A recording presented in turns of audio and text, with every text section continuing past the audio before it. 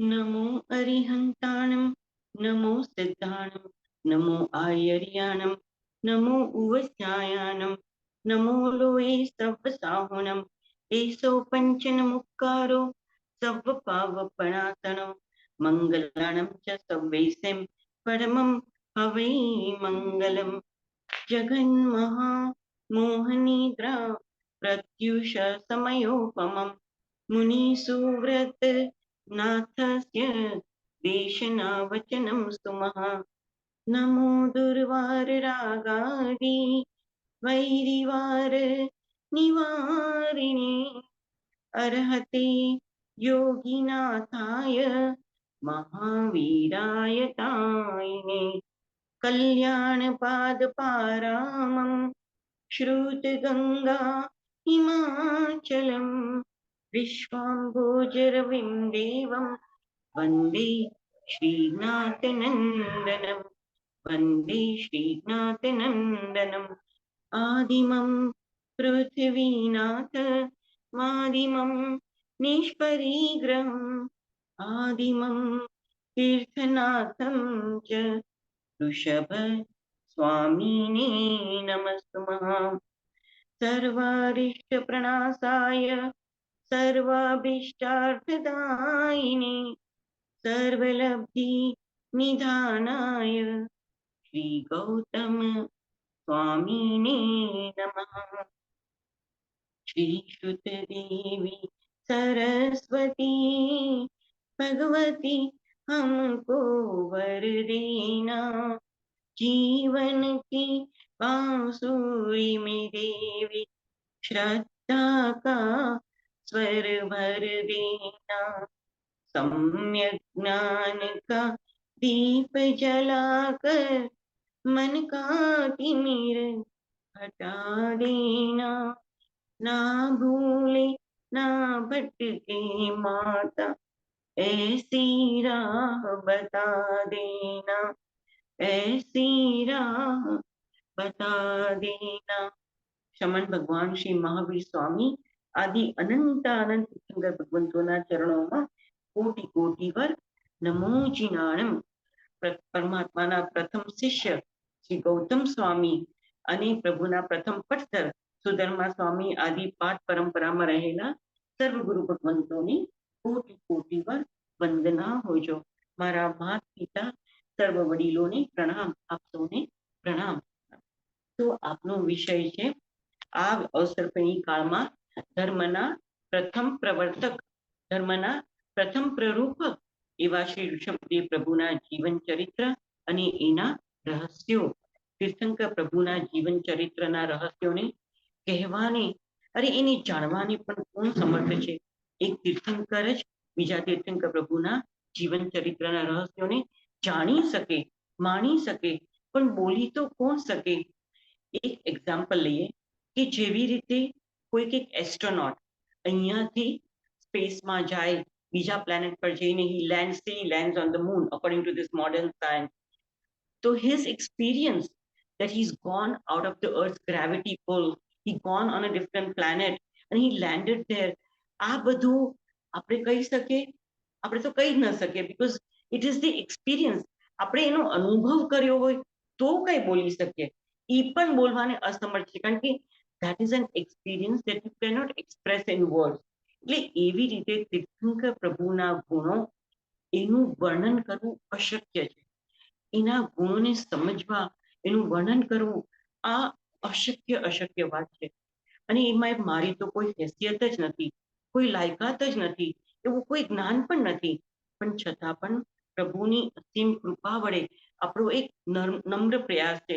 મહાસમુદ્રમાંથી એક ટીપુનો અનંતમો ભાગ પણ આપણે પી લઈએ તો પણ આપણું જીવન સફળ કહેવાય।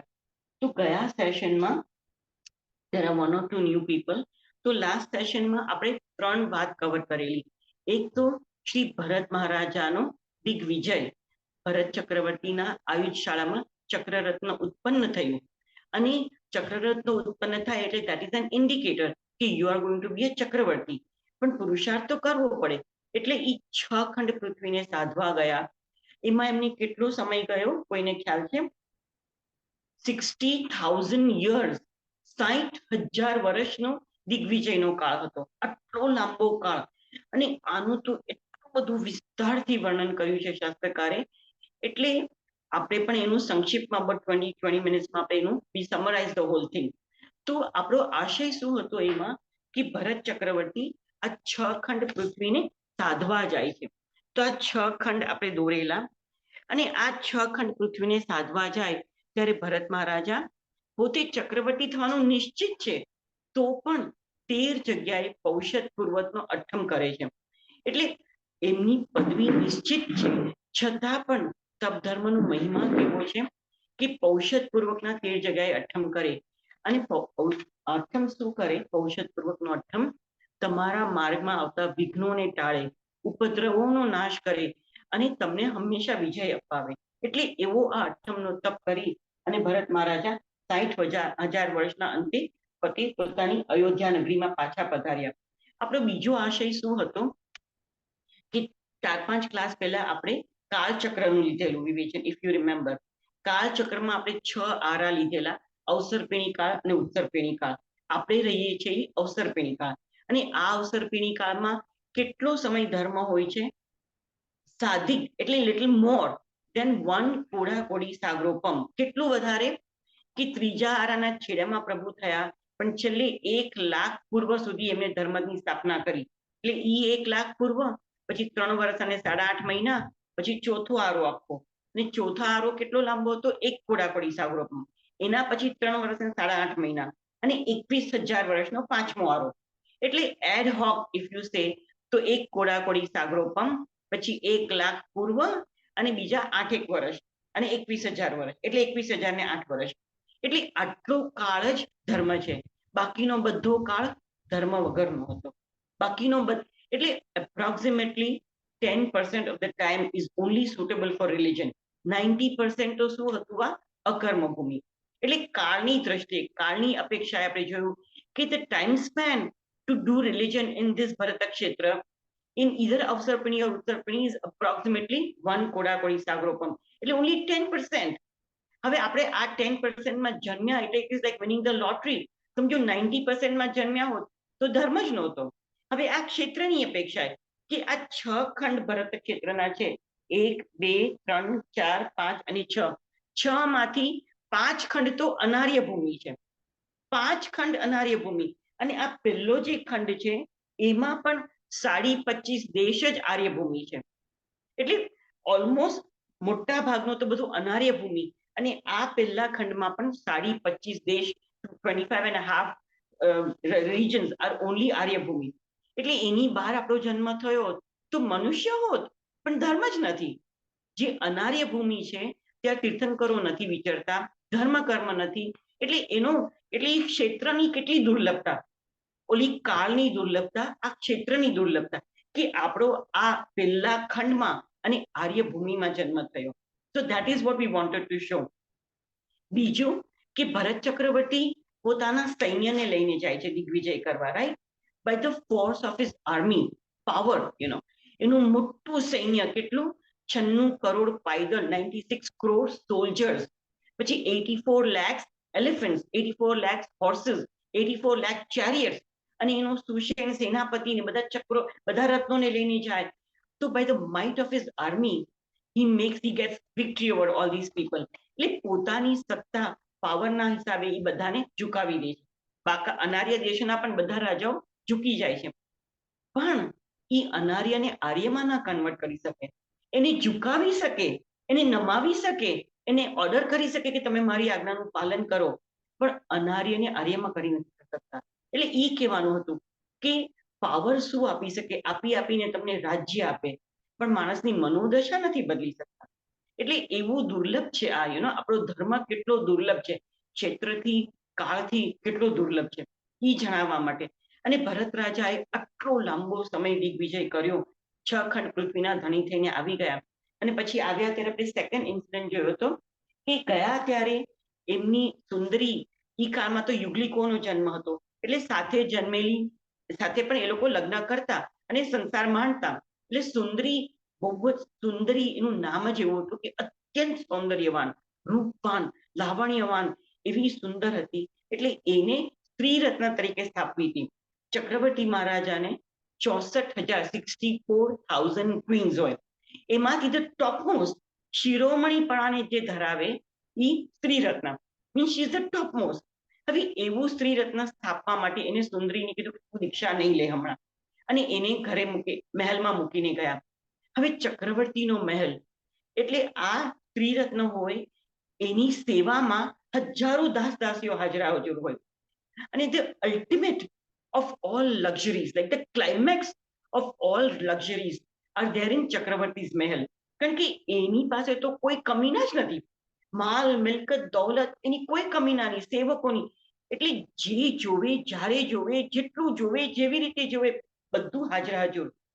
આવી લક્ઝરીઝમાં પણ સુંદરીએ શું કર્યું? મહારાજા ગયા પછી એને શું કર્યું? વેરી ગુડ, આયંબિલનો તપ કર્યો. કેટલો વખત કર્યો એને? કેટલો વખત કર્યો? 60,000 વર્ષ સુધી, જ્યાં સુધી ભરત મહારાજા પાછા ન આવે. The longest span of ayambil તપ done by anybody in this અવસરપીણી ઇઝ સુંદરી, મહાસતી સુંદરી. અને એ પણ એને શાને માટે કર્યો? સર્વવીતી ધર્મને માટે. એટલે એના મનમાં સર્વવીતી ધર્મનું કેવું મૂલ્ય હશે? It was priceless. સર્વવીતી ધર્મનું એના મનમાં કેવું મૂલ્ય, કેવો અહોભાવ! At any cost she wanted that. એટલે કેવો અહોભાવ હશે એને ચારિત્ર ધર્મ માટે, એ આપણો કહેવાનો આશય હતો. અને જ્યારે ભરત મહારાજા પાછા આવ્યા, સેવકોએ સુંદરીને બતાવી, ત્યારે કેવી થઈ ગઈ હતી? હાડપિંચર જેવી. કોઈ અત્યંત દરિદ્ર માણસ હોય, જેના ઘરમાં ખાવાનું પણ ન હોય, એ કેવી થઈ જાય? ત્યારે એ ઓળખી પણ નથી શકતા કે આ કોણ. તો સેવકો કહે છે તો કે આ સુંદરી, એની આવી હાલત, કરમાઈ ગયેલું માલતીનું જે ફૂલ હોય આખું ચીમડાઈ જાય, કેવું થઈ જાય, એવું એનું શરીર થઈ ગયેલું. ત્યારે મહારાજા કહે છે કે શાને માટે? શું ખાવાનાની કમી ના હતી? શું એને ખાવાનું પચતું નહોતું? તો શું વૈદ્યો નહોતા? તો શું દવાઓ નહોતી? ઔષધિ નહોતી? શું થયું સુંદરીને? રોગ થઈ ગયો? ત્યારે સેવકો કહે છે કે ના મહારાજા, એને તો ચારિત્ર લેવાની ઉત્કંઠા હતી, અને આપણે નહીં લેવા દીધી. એના માટે કેવળ અને કેવળ પ્રાણની રક્ષા કરવા માટે તો અમુક જ વસ્તુ વાપરી અને એને આયંબિલનું તપ કર્યું છે. 60,000 વર્ષ લાંબો આયંબિલનો તપ કોઈએ કર્યો નથી, કોઈએ કર્યો નથી એવો આ સુંદરીએ કર્યો. અને તુરંત જ મહારાજા એને અનુમતિ આપે છે અને પશ્ચાતાપ કરે છે કે અરે રે બહેન, તારા સર્વવીતી ધર્મ અંગીકાર કરવામાં મેં અંતરાય કર્યો, હું વિઘ્ન થઈ પડ્યો અને મેં તને અંતરાય કર્યો. ધન્ય છે તને, તમે જ પિતા ઋષભદેવ પ્રભુની ખરા સંતાન છો કે તમે આ મનુષ્ય જન્મે સફળ કરનારી ચારિત્રને ગ્રહણ કરવા માટે તમે ઈચ્છા ધરાવો છો. એટલે કે આ માનવ દેહનો એક જ એનું પ્રયોજન શાને માટે છે? કેવળ સર્વવિધિ ધર્મ માટે, રેગ્યુલર ધર્મ માટે નહીં. કારણ કે રેગ્યુલર ધર્મ દેશવીરથી તો તિર્યંજો પણ કરી શકે, પણ સર્વવીરથી એક જ છે કે જે મનુષ્ય કરી શકે. એટલે સર્વવીરથી ધર્મને માટે જ આ મનુષ્ય દેહ મળ્યો, અને એ તારો જન્મ સફળ કર્યો.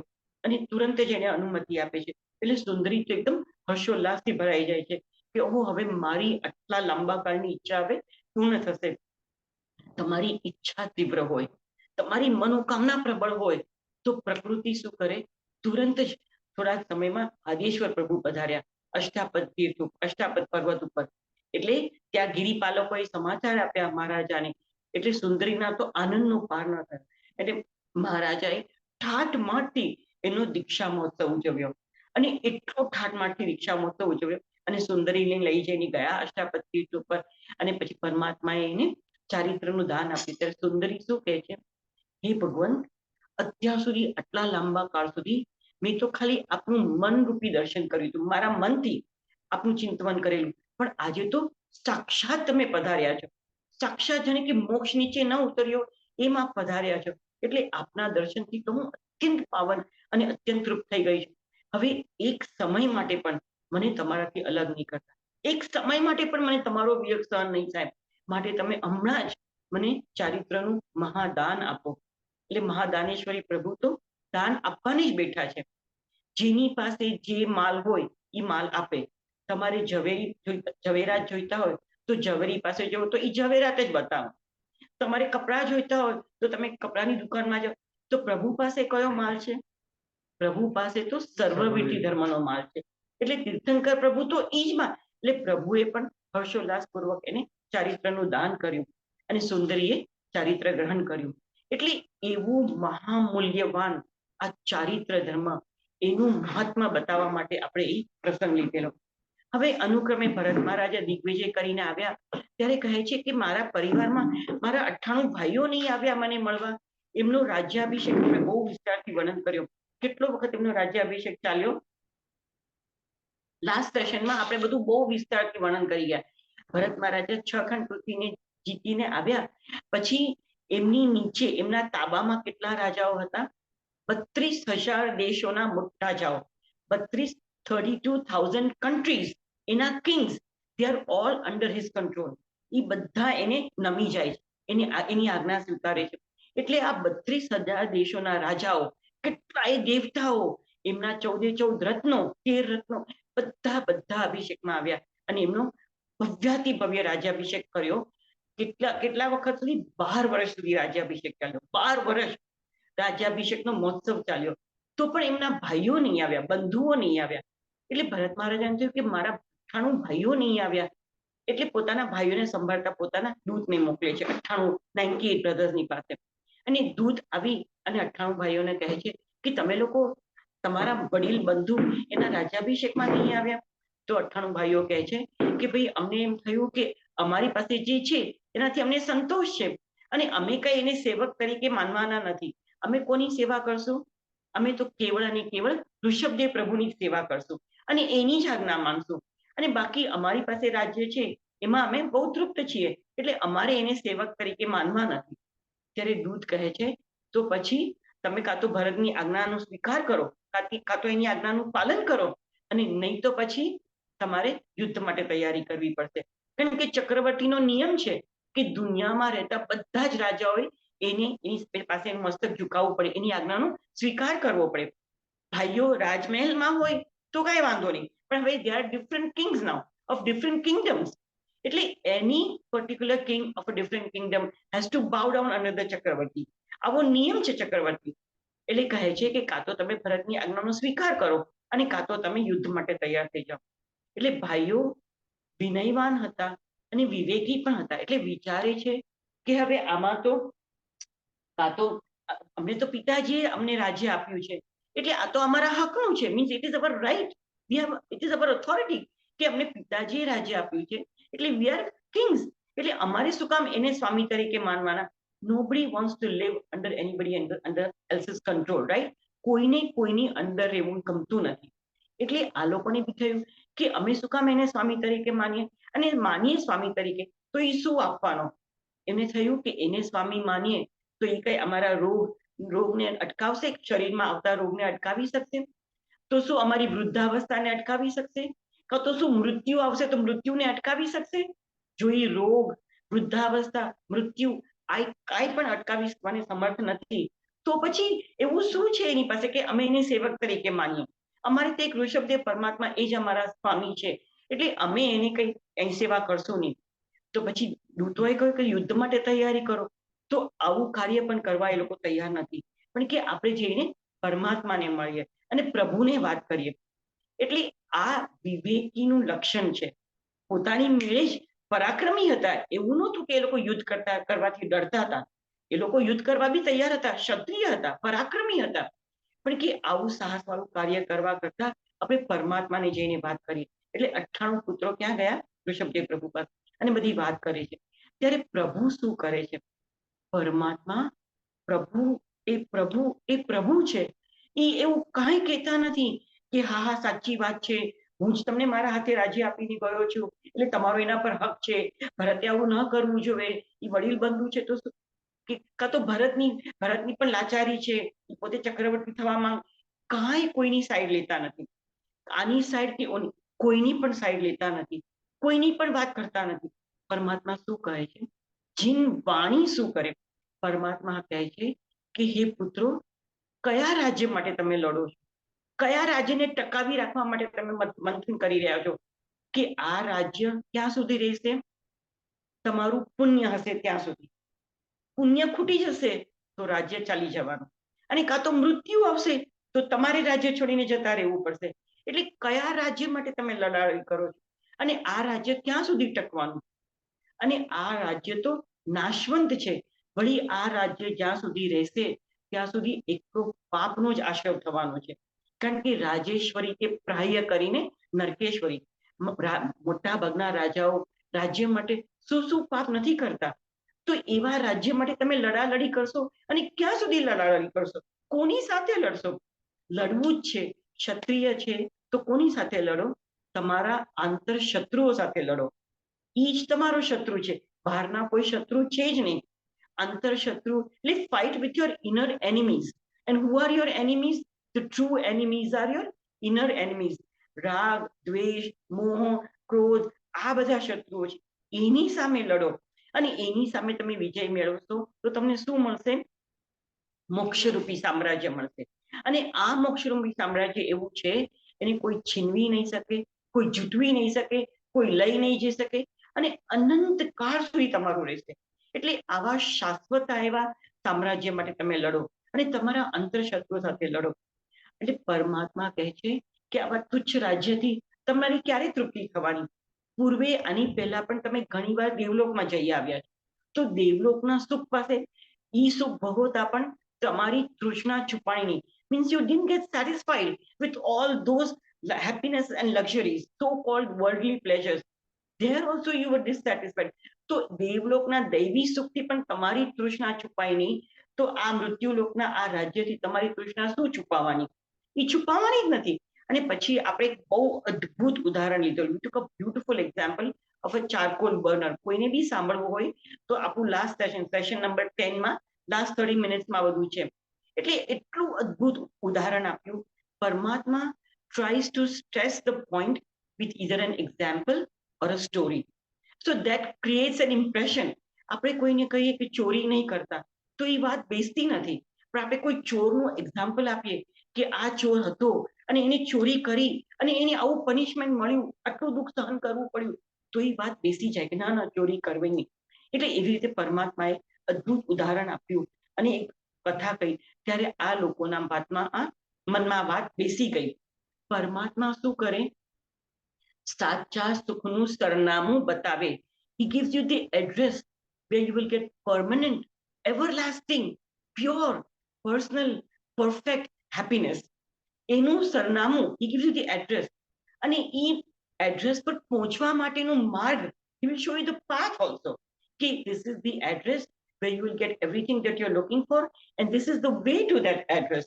એટલે સાચા સુખનું સરનામું બતાવે અને એ પામવાનો માર્ગ બતાવે. That's it. પછી then it is up to you. તમારે શું કરવું છે? The choice is yours. Jainism is absolute democracy. પ્રભુ જબરજસ્તી ન કરે, એ તમને ખાલી બતાવી દે, પછી તમારે જે કરવું. એટલે પણ જીન વાણીનો શું પ્રભાવ છે એ મારે કેવું છે. જીન વાણી એટલે અમોઘ.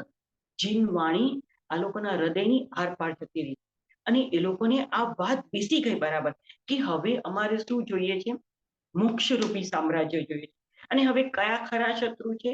અમારા આંતર શત્રુઓ છે. એની સાથે યુદ્ધ કરવું છે અને ત્યાં વિજય પ્રાપ્ત કરવો છે. એટલે આ 98 પુત્રોએ શું કર્યું? ત્યાંને ત્યાં વૈરાગ્ય એમને વાસિત થઈ ગયા, અને ત્યાંને ત્યાં ચારિત્ર ગ્રહણ કરી લીધું. Here and now. એવું બી નહીં કે ઘરે જઈને કે બસ અમને હમણાં જ ચારિત્ર આપો, ચારિત્રનું દાન આપો. એટલે કરુણાવંત એવા ભગવંતે તો તુરંત જ એમને ચારિત્રનું દાન આપી દીધું, અને 98 પુત્રોએ ચારિત્ર લઈ લીધું. હવે આ દૂતો જે બધા ભરત રાજાના દૂતો હતા અહીં સુધી બી આવેલા. હવે આ બધું જોયું એટલે ભરત રાજાને જઈને વાત કરી કે તમારા 98 ભાઈઓએ તો દીક્ષા લઈ લીધી. અને આનું બીજું what was the other thing behind this is કે જે આત્માઓ પ્રભુનું શરણું સ્વીકારે, પરમાત્માની આજ્ઞાનો સ્વીકાર કરે, અને એમની નજીક આવી સર્વવિધિ ધર્મ અંગીકાર કરે, પછી સાધુ ભગવંતોએ બીજા કોઈની સામે મસ્તક ઝુકાવવું પડતું નથી. સાધુઓએ કે ચક્રવર્તીની સામે ઝૂકવું પડતું નથી. ચક્રવર્તી સમ્રાટ ઉલટાનો એની સામે ઝૂકી જાય. ચક્રવર્તી 6 ખંડ પૃથ્વીના ધણી, ઈ નાનકડા 8 વર્ષના સાધુ ભગવંત હોય તો પણ એને ઈ વંદન કરે, એની સામે ચક્રવર્તી ઝૂકી જાય. બોલો, આજના દીક્ષિત 8 વર્ષના દીક્ષિત સાધુ ભગવંતો હોય એને ચક્રવર્તી સમ્રાટ જે બીજા બધા રાજાઓને પણ ઝુકાવે, પોતાની પાસે દેવોને પણ ઝુકાવે. 16,000 યક્ષો એની પાસે નમન કરીને ઉભા હોય કે અમને આજ્ઞા કરો. અને આ જે 6 ખંડ પૃથ્વી સાધવા ગયા એમાં કેટલા બધા દેવો આવે છે વચ્ચે, એ બધા દેવો પણ એની સામે ઝૂકી જાય. એવો મહાન ચક્રવર્તી પણ એ સાધુ ભગવાનની સામે ઝૂકી જાય. એટલે તમે તીર્થંકર પ્રભુ પાસે ચારિત્ર ગ્રહણ કરો, પણ તમારે બીજા કોઈને ઝૂકવાની જરૂર નહીં. એટલે 98 પુત્રએ તો પરમાત્માનું સ્વામિત્વ સ્વીકારી લીધું કે પરમાત્મા એક જ અમારા સ્વામી, અમારે બીજા કોઈને સ્વામી કરવા નથી. એમ કરીને આ લોકોએ દીક્ષા લઈ લીધી. એટલે દૂતોએ આવીને ભરત રાજાને વાત કરી, ત્યારે ભરત રાજા પણ આશ્ચર્યચકિત થઈ ગયા. અંતે તો એ ઋષભદેવ ભગવાનના પુત્ર હતા. એટલે ખૂબ જ એમને રોમાંચ થાય કે ધન્ય છે મારા ભાઈઓને, એ લોકોએ દીક્ષા ગ્રહણ કર્યું.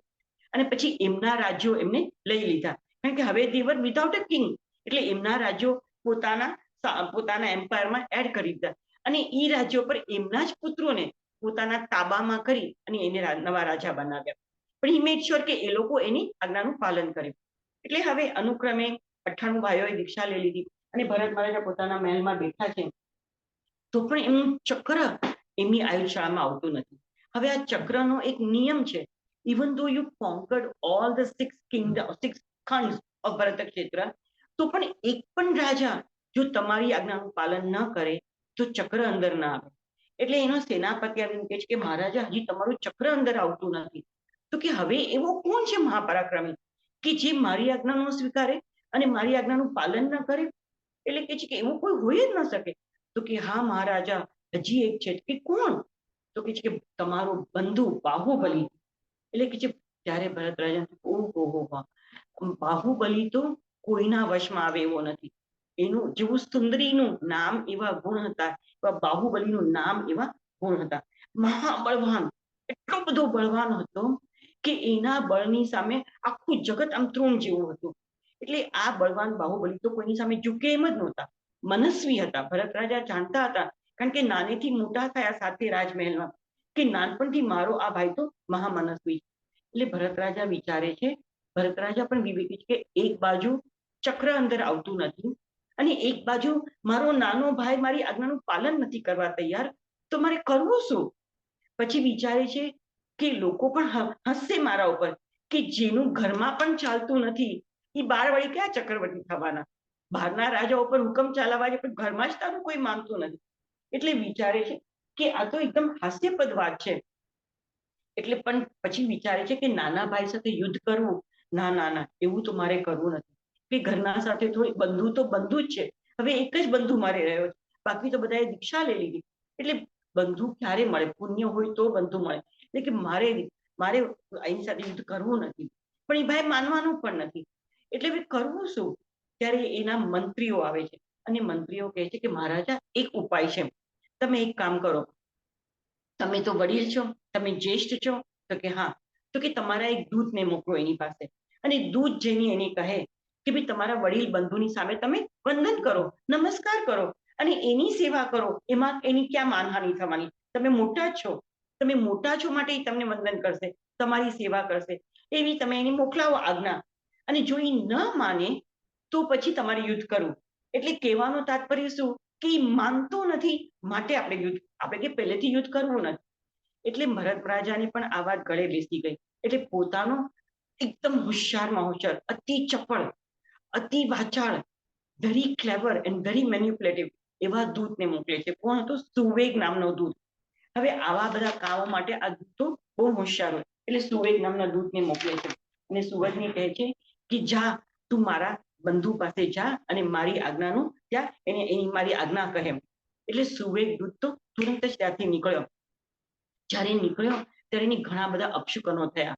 ઘુવડ પક્ષી બોલે એને બધું, પણ એને થયું કે ઓહો, આ તો બહુ વિકટ માર્ગ થવાનો છે.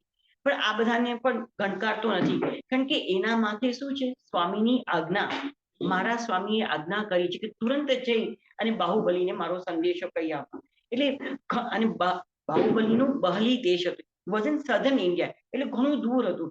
એટલે વિકટ એવો માર્ગ છે. એ માર્ગમાં આગળ વધી અને સુવેગ દૂત ક્યાં આવે છે?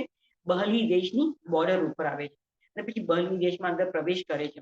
હિઝ કિંગડમ વોઝ બહલી દેશ ઇન સધર્ન ઇન્ડિયા. તો જ્યાં અંદર આવે છે ત્યારે એને એમ થાય છે કે આ આખો દેશ કોઈ બીજા પ્લેનેટ પર છે, કોઈ બીજા ખંડમાં છે, આ પૃથ્વીનો ભાગ જ નથી લાગતો. એટલો સુંદર, એટલો સૌંદર્યવાન. અને ત્યાંના લોકો, જે બધા લોકો એમની રિદ્ધિ સિદ્ધિ જોઈ, અને એક નગરજનો, એક ગામવાસીઓ, એના મુખે શું થતું હતું, કઈ વાત આવતી હતી? બાહુબલીના ગુણગાન અને બાહુબળની પ્રશંસા. એક નાગરિક, it's like every citizen of USA is in love with the president. એવું ક્યારે બને? Every citizen of his kingdom was in love with Bahubali. Means they had so much awe for Bahubali કે આના જેવો તો કોઈ રાજા નથી. અને બાહુબલીના ગુણગાન જ ગાતા હતા બધા. એટલે આ એને મોઢે, બધાના મોઢે આ વાત સાંભળી ત્યારે એને આશ્ચર્ય થઈ ગયું કે આ બાહુબલી કેવો હશે. એને શું આ આખી બધી પ્રજાને વશમાં કરી લીધી, લાઈક અ હિપ્નોટિક સ્પેલ. આગળ જાય છે ત્યાં બધા પર્વતો, તો પર્વતો ઉપર એટલા બધા ભીલો કિરાત લોકો એ પણ બાહુબલીના ગુણગાન ગાતા હતા. એટલે આ તો એકદમ આશ્ચર્યચકિત થઈ ગયો અને અનુક્રમે તક્ષશિલા નગરીમાં આવ્યો અને તક્ષશિલા નગરીના રાજમહેલના દ્વાર પર આવ્યો. એમ થઈ ગયું કે ઇન્દ્રલોકમાં હું આવી ગયો, ઇન્દ્રપુરીમાં આવી ગયો. જાણે કે સ્વર્ગમાં ઇન્દ્રપુરી હોય અને ઇન્દ્રનો મહેલ હોય, એ ભવ્યાતિ ભવ્ય મહેલ એનો. અને દરવાજા પર આવીને ઉપર જોયા જ કરે છે કે શું કોઈ બીજો ચક્રવર્તી છે? એમ કરીને ત્યાં દ્વારપાળ એને રોક્યો કે કોણ છો તમે? એની નગરીના લોકો અને એના દ્વારપાળોને બધા તો એવું જાણતા જ નહોતા કે વિશ્વમાં બીજો કોઈ રાજા છે. એમને માટે તો બાહુબલી સર્વસ્વ, બસ આ એક જ રાજા છે, હી ઇઝ ધી અલ્ટિમેટ. એટલે એ લોકોને તેવો ખ્યાલ પણ નહીં કે કોઈ બીજો રાજા વસે છે આ દુનિયામાં. એટલે કે હું ચક્રવર્તી ભરત સમ્રાટનો હું દૂત આવેલો છું, તમે મહારાજાને જઈને કહો. એટલે દ્વારપાળને કીધું કે બીજો કોઈ રાજા છે? એટલે પછી દ્વારપાળ જઈને વાત કરે છે ત્યારે ચક્રવર્તી કહે છે કે એને અંદર બોલાવો. એટલે બાહુબલી કહે છે કે એને અંદર બોલાવો. એટલે આ દૂત અંદર આવે છે. આવી એટલે જેવો અંદર આવે એટલે એને સ્થાન આપે છે કે તમે સ્થાન ગ્રહણ કરો. પછી બાહુબલી પૂછે છે કે હે દૂત, મારા જ્યેષ્ઠ બંધુ ચક્રવર્તી સમ્રાટ ભરત મહારાજા કુશળ છે ને? ત્યારે દૂતો કેટલા વાચાળો કે જે ચક્રવર્તી છે, 6 ખંડના રાજા છે, એને વળી અકુશળ થવાનું કારણ જ શું છે? એ તો કુશળ જ કુશળ હોય. તો કે છે કે તમારા મહારાજા 60,000 વર્ષના લાંબા યુદ્ધ પછી પાછા આવ્યા તો બધું હેમખેમ છે ને? તો કે જેની સેવામાં 16,000 દેવો હોય, જેની પાસે 14 રત્નો હોય, જેનો સુશેન નામે સેનાપતિ એક એવો છે કે યમરાજ જાણે તમારી પાસે આવી ગયો એવો સેનાપતિ, એને વળી તકલીફ ક્યાંથી હોય? અને એનું સૈન્ય એમ કરીને એના સૈન્યનું વર્ણન કરે છે. 84 લાખ ઘોડા, 84 લાખ હાથી, 84 લાખ રથ, 96 કરોડ પાયદલ, 96 crore સોલ્જર્સ. આવું મોટું જેનું આર્મી હોય એની સામે કોઈ ટકી શકે? અરે બધા જોઈને જ ભાગી જાય. એટલે કે કોણ ટકી શકે એવા? એટલે એને વળી તકલીફનું બીજું કારણ જ ક્યાંથી હોય? તો કે છે કે પણ ભરત મહારાજાને બધું હેમ કેમ? તો કે હા, તમારા જ્યેષ્ઠ બંધુ ચક્રવર્તી તો એની આ સુખની તુલનામાં તો કોઈનું સુખ આવે જ નહીં. તો કે છે કે કહો તો પછી ચક્રવર્તીએ શું મોકલ્યું છે મારી માટે? તમે શું સંદેશો લઈને આવ્યા છો? ત્યારે કહે છે કે તમારા જ્યેષ્ઠ બંધુ એનો આવો રાજ્યાભિષેક ચાલ્યો 12 વર્ષ સુધી, તો પણ તમે નહીં આવ્યા, તમે એની સંદેશો પણ નહીં મોકલ્યો, તમે આવ્યા પણ નહીં. એટલે તમારા બંધુને બહુ ખેદ થયો કે મારો ભાઈ નહીં આવ્યો. અને તમારા બંધુએ કેવડાવ્યું છે કે જેવી રીતે બીજા 32,000 દેશના રાજાઓ, 32,000 kingdoms and their kings have all bowed down to him. So now it is your duty and your turn કે તમારા આમ પણ વડીલ બંધુ છે અને ચક્રવર્તી છે, 6 ખંડ પૃથ્વીના ધણી છે, તો તમે પણ એની સામે ઝૂકી જાઓ અને એની આજ્ઞાનું પાલન કરો. અને એને તમે આવીને એને એના તમારા દર્શન આપો એટલે એ હર્ષિત થશે. એટલે કહે છે, બાહુબલી કહે છે હવે નાવ બાહુબલી ગોટ ધ પોઈન્ટ. એટલે કે છે કે એ વડીલ બંધુ છે એ બરાબર છે કે મારાથી મોટા છે વયમાં, એ પણ મારાથી ગુણોમાં વધારે નથી. એ કે મોટાપણું શાનાથી સિદ્ધ થાય? મોટાપણું ઉંમરથી નહીં, ગુણોથી સિદ્ધ થાય. તો એનામાં એવો ગુણ જ ક્યાં રહ્યો છે? એ કે તો લોલુપ છે રાજ્યોમાં. એ કે 6 ખંડ પૃથ્વીને સાધીને આવ્યો તો પણ એની લોભ વાસના પૂરી ન થઈ. તો કે 98 ભાઈઓના રાજ્યો લઈ લીધા એને, 98 ભાઈઓના રાજ્યો પડાવી લીધા, એ પણ લઈ લીધા. હજી એને સંતોષ ન થયો તો મારી પાસે તને મોકલ્યો છે. તો કે એનામાં ગુણ જ ક્યાં રહ્યા છે? આવો લોભી મારો ભાઈ હોય તો એને કયા ગુણથી હું એને વંદન કરું? અને કે હું તો મારું મસ્તક તો એક જ ઋષભદેવ સ્વામી એની પાસે જ ઝૂકશે, બીજા કોઈની પાસે હું ઝૂકવાનો નથી. હવે એનામાં ગુણ નથી રહ્યા અને મને શું આપવાનું છે, અને કે મારે જોઈતું પણ નથી. મને મારા પિતા મહારાજાએ જે રાજ્ય આપ્યું મને પરમ સંતોષ છે અને આનંદ છે. મારે હવે કઈ જોઈતું નથી, મારે કઈ જોઈતું નથી, એ મને કઈ આપવાનું નથી, તો હું શું કામ એની સેવા કરું? એટલે કે છે દૂધને કહે છે, તો દૂધ કહે છે કે મહારાજા આનું આનું ફળ બહુ માઠું આવશે, કારણ કે ચક્રવર્તીની સેના સામે કોઈ ટકી નહીં શકે. આટલા બધા રાજાઓ એની સેવામાં હાજર 16,000 દેવો એની સામે હાજર હોય છે. તો કે છે જા જા, આવી ડર મને નહીં બતાવતો, હું તો બાહુબલી છું. અને પછી એને વાત કરે છે કે તારા મહારાજાને યાદ હશે કે નહીં, પણ હું તને કહું, અમે નાના હતા ત્યારે અમે રાજમહેલમાં હતા, રાજકુમાર હતા, બધા સાથે રહ્યા છે, સાથે મોટા થાય. ત્યારે કહે છે એક વખત ખાલી પીડાને માટે, એમ જ ગમ્મતને માટે મેં આ ભરતને ઉચક્યો મારા હાથે અને એને ઉછાળ્યો, એટલો ઉછાળ્યો કે અમને થયું કે આકાશને હવે નીચે જ નહીં આવે, એટલો ઉપર ઉછાળ્યો. અને જ્યારે નીચે આવ્યો ત્યારે મને થયું, મને દયા આવી, અનુકંપા, કે અરે રે આ નીચે પડશે તો એના ચૂરે ચૂરા થઈ જશે. એટલે ફૂલની જેમ મેં એને ગ્રહણ કરી લીધો અને એને મળતા મળતા બચાવ્યો. એવું તો મારું ભુજાબળ છે, હજી એને મારું ભુજાબળ જોયું નથી. માટે તું હવે આ બધી વાત કરવાની રહેવા દે અને તારા સ્વામીને જઈને કહે કે હું એની સેવા કરવાનો નથી. ત્યારે આ દૂત તો હવે કઈ બોલી જ નહીં શક્યો, કારણ કે જેટલું કહેવાય એવું હતું. એની મોટી સેના, એનું મોટું સૈન્ય, એનું મોટું રાજ્ય, એની રિદ્ધિ સિદ્ધિ બધાનું વર્ણન કરી દીધું, પણ આ બાહુબલી તો તસ્તીમાં થાય એમ નથી. એટલે દૂત તો વિલખા મુખે પાછો જતો રહ્યો. અને પછી ભરત મહારાજાને આવીને કહે છે, એટલે મહારાજા કહે છે કે મારો ભાઈ તો કુશળ છે, તો કે હા એને બધું, પણ કહે છે કે મારા, એટલે કે તમારો ભાઈ તો તમને વંદન કરવાની તો વાત દૂર ગઈ, તમને તમારા દર્શન કરવા નથી આવવાનો. અને એ તો કહે છે કે એને જે કરવું એ કરે, એને છૂટ છે, એને જે કરવું એ કરે, પણ હું એને નમવાનો નથી. એટલે he sending an indirect message કે if you want to fight I am ready. Indirect message, એટલે કે હવે તમારે જે કરવું એ કરો. એટલે ભરત મહારાજા વિચારે છે કે કોઈ દિવસ સિંહ, જે જંગલનો રાજા સિંહ છે, સિંહ કોઈ દિવસ ખુશી ખુશી પોતે કેદખાનું ન સ્વીકારે. તમે એના પર આક્રમણ કરી, વેપન્સ બતાવી અને એની કેદમાં નાખો જુદી વાત, પણ ખુશી ખુશી કોઈ દિવસ સિંહ આવે? એટલે કોઈ દિવસ સિંહને ખુશી ખુશી તમે કેદમાં ના નાખી શકો. અષ્ટાબદ નામનું એક જંગલી પશુ છે, એ પણ ક્યારે વશ ન થાય. પવનને પણ તમે ક્યારે વશમાં ન કરી શકો. આ બધા વશમાં થાય તો બાહુબલી વશમાં થાય. એટલે આ બાહુબલીને તો વશમાં કરવું એ અશક્ય વાત છે. તો વિચારે છે કે જવા દો, હવે ચક્ર ભલે બહાર રહ્યું, બાહુબલી ભલે વશમાં ન થાય. ત્યારે એના સેનાપતિ, સુષેણ નામે સેનાપતિ કે મહારાજા, આપની તો આબરૂનો સવાલ છે, આપના તેજનો સવાલ છે. બધા રાજાઓ નમે, પણ એક પણ જો ન નમે તો પછી તમારું કોઈ મહત્વ જ ન રહ્યું. Because he is actually sending a message કે I am in competition, I am more powerful than you. એટલે કે તો ચક્રવર્તી પદ એની પદવી જ ન રહી. એટલે કે તમારે તો આને જીતવું જ જોઈએ. ત્યારે મહારાજા વિચારે છે કે શું કરવું હવે? તો કે છે કે તમે તો એને સંદેશો મોકલાવ્યો, હવે એને સંદેશો સ્વીકાર્યો નહીં, તો પછી આનું તો ફળ એક જ છે કે હવે તમે યુદ્ધ કરો. બધા મંત્રીઓ એક જ વાત કરે છે, સુષેણ સેનાપતિ પણ આ જ વાત કરે છે. એટલે ક મને ન છૂટકે, પણ ભરત મહારાજા શું કરે છે, યુદ્ધની ભેરીઓ વગાડે છે. યુદ્ધની ભેરી વગાડે એટલે એનું આખું સૈન્ય, બીજા બધા રાજાઓ બધા એકઠા થઈ ગયા અને બધા આખું, અને એનું ચક્ર જે અયોધ્યા વિનીતા નગરીની બહાર હતું, એ ચક્ર એને ડિરેક્ટ કરે છે. ચક્ર આગળ ચાલે, એની પાછળ ચક્રવર્તી અને એની પાછળ એની સુષેણ સેનાપતિને આખું સૈન્ય બધા ગયા કઈ બાજુ? બહલી દેશ તરફ, બાહુબલીના રાજ્ય તરફ. અને બધા ગયા ત્યાં બહલી દેશ તરફ. બાહુબલીને પણ સમાચાર મળી ગયા. એટલે બાહુબલી એની બહલી દેશની વિશેષતા, ત્યાંના ખેડૂતો પણ કે અમે યુદ્ધ કરવા આવશું. બોલો, ખેડૂતો પણ પરાક્રમી કે અમારા મહારાજાના એટલા ઉપકાર છે કે અમે અમારા પ્રાણ તો ખુશી ખુશી આપી દઈશું. શાસ્ત્રકાર ભગવાન કહે છે કે આ બાહુબલી એવા રાજા હતા કે એને પિતાએ આ રાજ્ય આપેલું.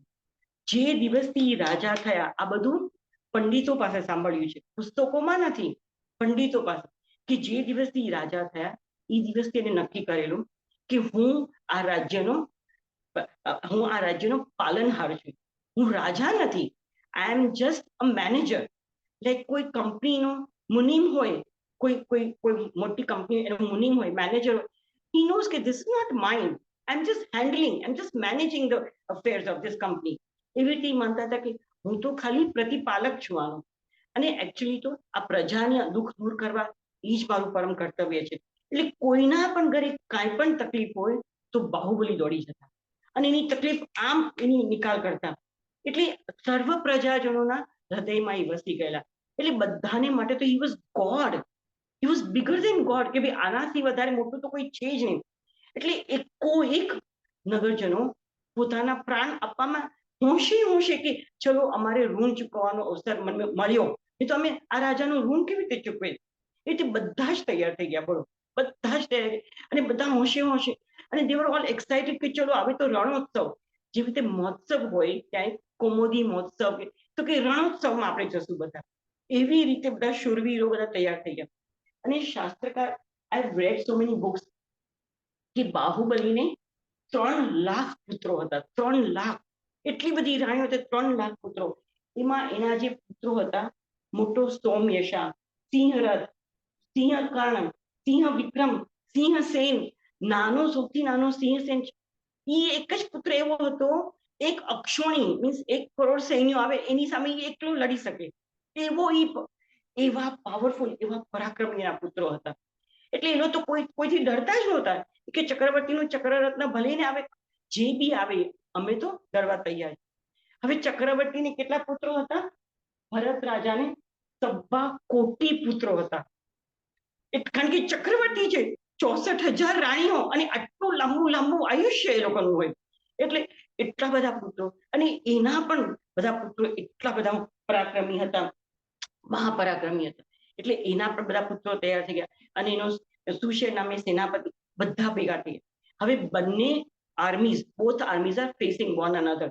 બાહુબલી પણ આવી ગયો એની નગરીના સીમાડા પર, ભરત રાજાનું પણ સૈન્ય આવ્યું. આનું તો એટલું બધું વર્ણન છે. શાસ્ત્રકાર કહે છે કે જાણે કે પૃથ્વી લોકના બધા મનુષ્યો ત્યાં ભેગા થઈ ગયા, અને પૃથ્વી હલવા માંડી. એટલો બધો ભાર, એટલા બધા સોલ્જર્સ, એટલા બધા સૈન્ય સામ સામે આવી ગયા, અને એટલા હાથી, ઘોડા, રથ, બધું. અને કયા, કેમ કે ભરત મહારાજાને ચક્રવર્તી પણ લોભ હતો, અને આને માન કશાય. હવે બંને સામ સામે આવી ગયા, અને બંને યુદ્ધની ભેરીઓ વગાડે છે. કેટલી યુદ્ધની ભેરીઓ વગાડે છે ખબર છે? 18 લાખ દુંદુભી એક સાથે વાગવા લાગી. 18 લાખ દુંદુભીઓ એક સાથે વાગવા માંડી, અને 16 લાખ રણના વાજિંત્રો નાદ કરવા લાગે. એવું ભયંકર, એટલી મોટી સેના. હવે આમાં આ બધું ક્યારે બન્યું? એક કોડાકોડી સાગરોપમથી પહેલા. હવે આઈ have red many books of all Acharya. મોટા ભાગની પુસ્તકોમાં શું આવે છે કે યુદ્ધ થાય છે, મોટા ભાગની પુસ્તકોમાં. એકાદ બે પુસ્તકમાં એવું આવે છે કે સેનાઓ સામ સામે આવી ગઈ, પણ યુદ્ધ નથી થતું, ભરતને બાહુબલી સામ સામે યુદ્ધ કરે. પણ મોટા ભાગની પુસ્તકોમાં યુદ્ધ થાય છે, એટલે આપણે we will go with that trend કે યુદ્ધ શરૂ થઈ ગયું. અને બંને વચ્ચે એનું પણ એટલા બધા પાનાઓના પાનાઓ વર્ણન છે. બંનેના પરાક્રમી પુત્રો કોઈ છોડવા જ તૈયાર નથી. એટલે મહાયુદ્ધ થયું 12 વર્ષ સુધી. અને 12 વર્ષ સુધી યુદ્ધ થયું, તો પણ કોઈની હાર જીત થતી નથી. મેઇનલી તો શું કે કાં તો ભરત ચક્રવર્તી, કાં તો બાહુબલી, બેમાંથી એક નીચે પડે તો એની જીત, હાર થાય ને આની જીત થાય. પણ બંને પરાક્રમી છે, અને બંને મરવાના નથી. શું કામ? કારણ કે બંને ચરમ શરીરી છે. આ એમનો છેલ્લો ભાવ છે. એટલે ચરમ શરીરી આત્માઓ આવા કોઈ ઘાતથી, આવા એક્સિડન્ટથી એવી રીતે મરે નહીં. એનું આયુષ્ય પૂરું કરી અને જ મરે. જે આત્માઓનો છેલ્લો ભાવ હોય એનું, આપણે એમ કહીએ કે ગજસુ કુમાર, તો ગજસુ કુમારનું આયુષ્ય જ એટલું હતું, એટલું જ આયુષ્ય હતું, અને માટે એમનું મૃત્યુ થયું ત્યારે, અને એ પોતે મોક્ષને પામ્યા. એટલે ચરમ શરીરનું એનું આયુષ્ય ટૂંકું ન થઈ જાય. એટલે કોઈ ચૂકતું નથી, કોઈ હારતું નથી. ત્યારે દેવો, ઇન્દ્ર મહારાજા કહેવાય છે કે ઇન્દ્ર મહારાજા નીચે આવ્યા અને વિચારે છે કે અરે રે, આ આપણા પૃથ્વીનું પરમ દુર્ભાગ્ય, આ દુર્ભાગ્ય છે કે ઋષભદેવ ભગવાનના 2 પુત્રો સામ સામે લડે છે. કહે છે કે કોઈ દિવસ જમણો હાથ ડાબા હાથ સાથે લલાડત કરે, જમણો પગ ડાબા પગને મારે, તો શરીરને જ વાગવાનું છે. એટલે આવું તો કઈ બને જ નહીં કે એક જ પિતા અને એના 2 પુત્રો, અને બી ઋષભદેવ પ્રભુના પુત્રો, બંને કરુણાવંત, બંને પરમાત્માના પરમ ભક્ત, બંને મહાજ્ઞાની, અને એ લોકો યુદ્ધ કરે. તો કે છે આ તો પૃથ્વીનું દુર્ભાગ્ય છે, આ કાળનું મોટામાં મોટું દુર્ભાગ્ય, કે આટલો બધો સંહાર થઈ જાય, માનવનો સંહાર, પશુઓનો સંહાર. એટલે કે છે કે એ મહાન પુત્રો, બંને પુત્રો, તમે હવે યુદ્ધ કરતા અટકો. અને પછી દેવો જાય છે પેલા ભરત મહારાજા પાસે, અને ભરતને કહે છે તમે તો જ્યેષ્ઠ પુત્ર છો, ઋષભદેવ પ્રભુ એ તમારા પિતા છે, એને તમને કેવા સંસ્કારો આપ્યા છે, તો આવું યુદ્ધ કરવાને તમને શોભે છે? હવે આ યુદ્ધથી તમે વિરામ પામો. અને યુદ્ધ શું કામ કરો છો? ત્યારે ભરત કહે છે કે મારે કાંઈ જોઈતું નથી, પણ મારું ચક્ર અંદર આવતું નથી. ચક્ર રત્ન જ્યાં સુધી અંદર ન આવે ત્યાં સુધી ચક્રવર્તી ન કહેવાય. એટલે મારે ખાલી એક ચક્ર અંદર આવી છે.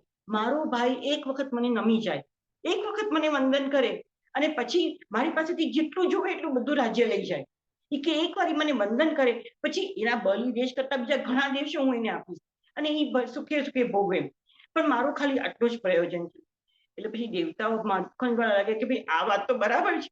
એટલે પછી લોકો બાહુબલી પાસે ગયા અને બાહુબલીને કહે છે કે તમે તો વિનયવાન છો, ગુણવાન છો, ગુણિયલ છો, તમારા તો જ્યેષ્ઠ ભ્રાતા છે, મોટા ભાઈને તો આમ પણ વંદન કરવા જોઈએ, ગમે તેવા પણ મોટા ભાઈ તો વંદનીય પિતા તુલ્ય છે, અને આ તો ચક્રવર્તી છે, આવા વૃદ્ધિ સિદ્ધિવંત, તો તમે એની સામે જઈને ઝૂકી જાઓ, એ તમને ઘણું આપશે, એટલે તમે ઝૂકી જાઓ એક વખત.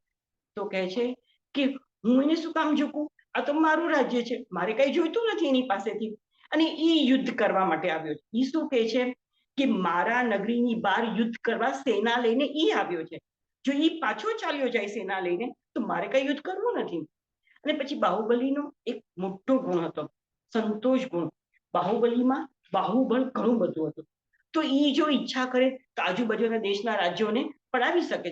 આજુબાજુના રાજ્યો બધા એના પર આક્રમણ કરી અને એ રાજાઓ તો બિચારા તરત જ પડી જાત, તો he could have extended his empire.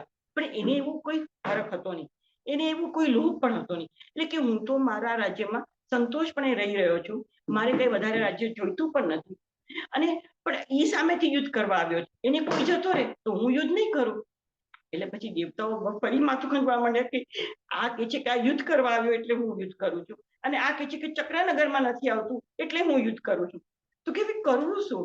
તો પછી ઇન્દ્ર કહે છે કે હવે તમારે યુદ્ધ કરવું જ છે તો તમે બંને યુદ્ધ કરી લો. આ સામાન્ય યુદ્ધને ટાળો, કેમ કે આ હલકું જે યુદ્ધ, સામાન્ય યુદ્ધ જેમાં આટલા બધા સૈનિકો મરી જાય, આટલા લોકોની ઈજા થાય, એ યુદ્ધ બંધ કરી દો અને તમે બંને સામે સામે લડી લો. એટલે બંને કબૂલ કરે છે, કારણ કે એ લોકો બી આશય તો એક જ હતો કે અમારા બે માંથી આને એમ કે આ ઝૂકી જાય અને આને એમ કે આ પાછો જતો રહે. એટલે કે છે કે હા આ વાત અમને કબૂલ છે, અમે બંને સામસામા યુદ્ધ કરી લઈએ. એટલે બધા સૈનિકોને ના પાડે છે. એટલે બધા સૈનિકોને જ્યારે ના પાડે છે ત્યારે બધા સૈનિકો તો એટલા ખેદવાળા થઈ જાય છે બંને બાજુના, કે અરે રે આવો મહોત્સવ આવ્યો તો, રણોત્સવ, અને અમારા રાજાએ અમારી પાસે આ છીનવી લીધો. એટલે they were upset કે we are not getting a chance to prove our worth to the kings and to repay his debt. એટલે કેવા રાજાઓ હશે, મારું કહેવાનો આશય ઈ કાળના રાજા. આજે આપણે કોઈ કે આ પ્રેસિડેન્ટ કે ચાલો તમે આવીને મારી માટે લડાલડી કરો અને મૃત્યુને શરણ થાવ, તો કોઈ જાય? બધાને કાંઈ ને કાંઈ મજબૂરી હોય તો જાય, પણ મજબૂરી ન હોય તો કોઈ જાય?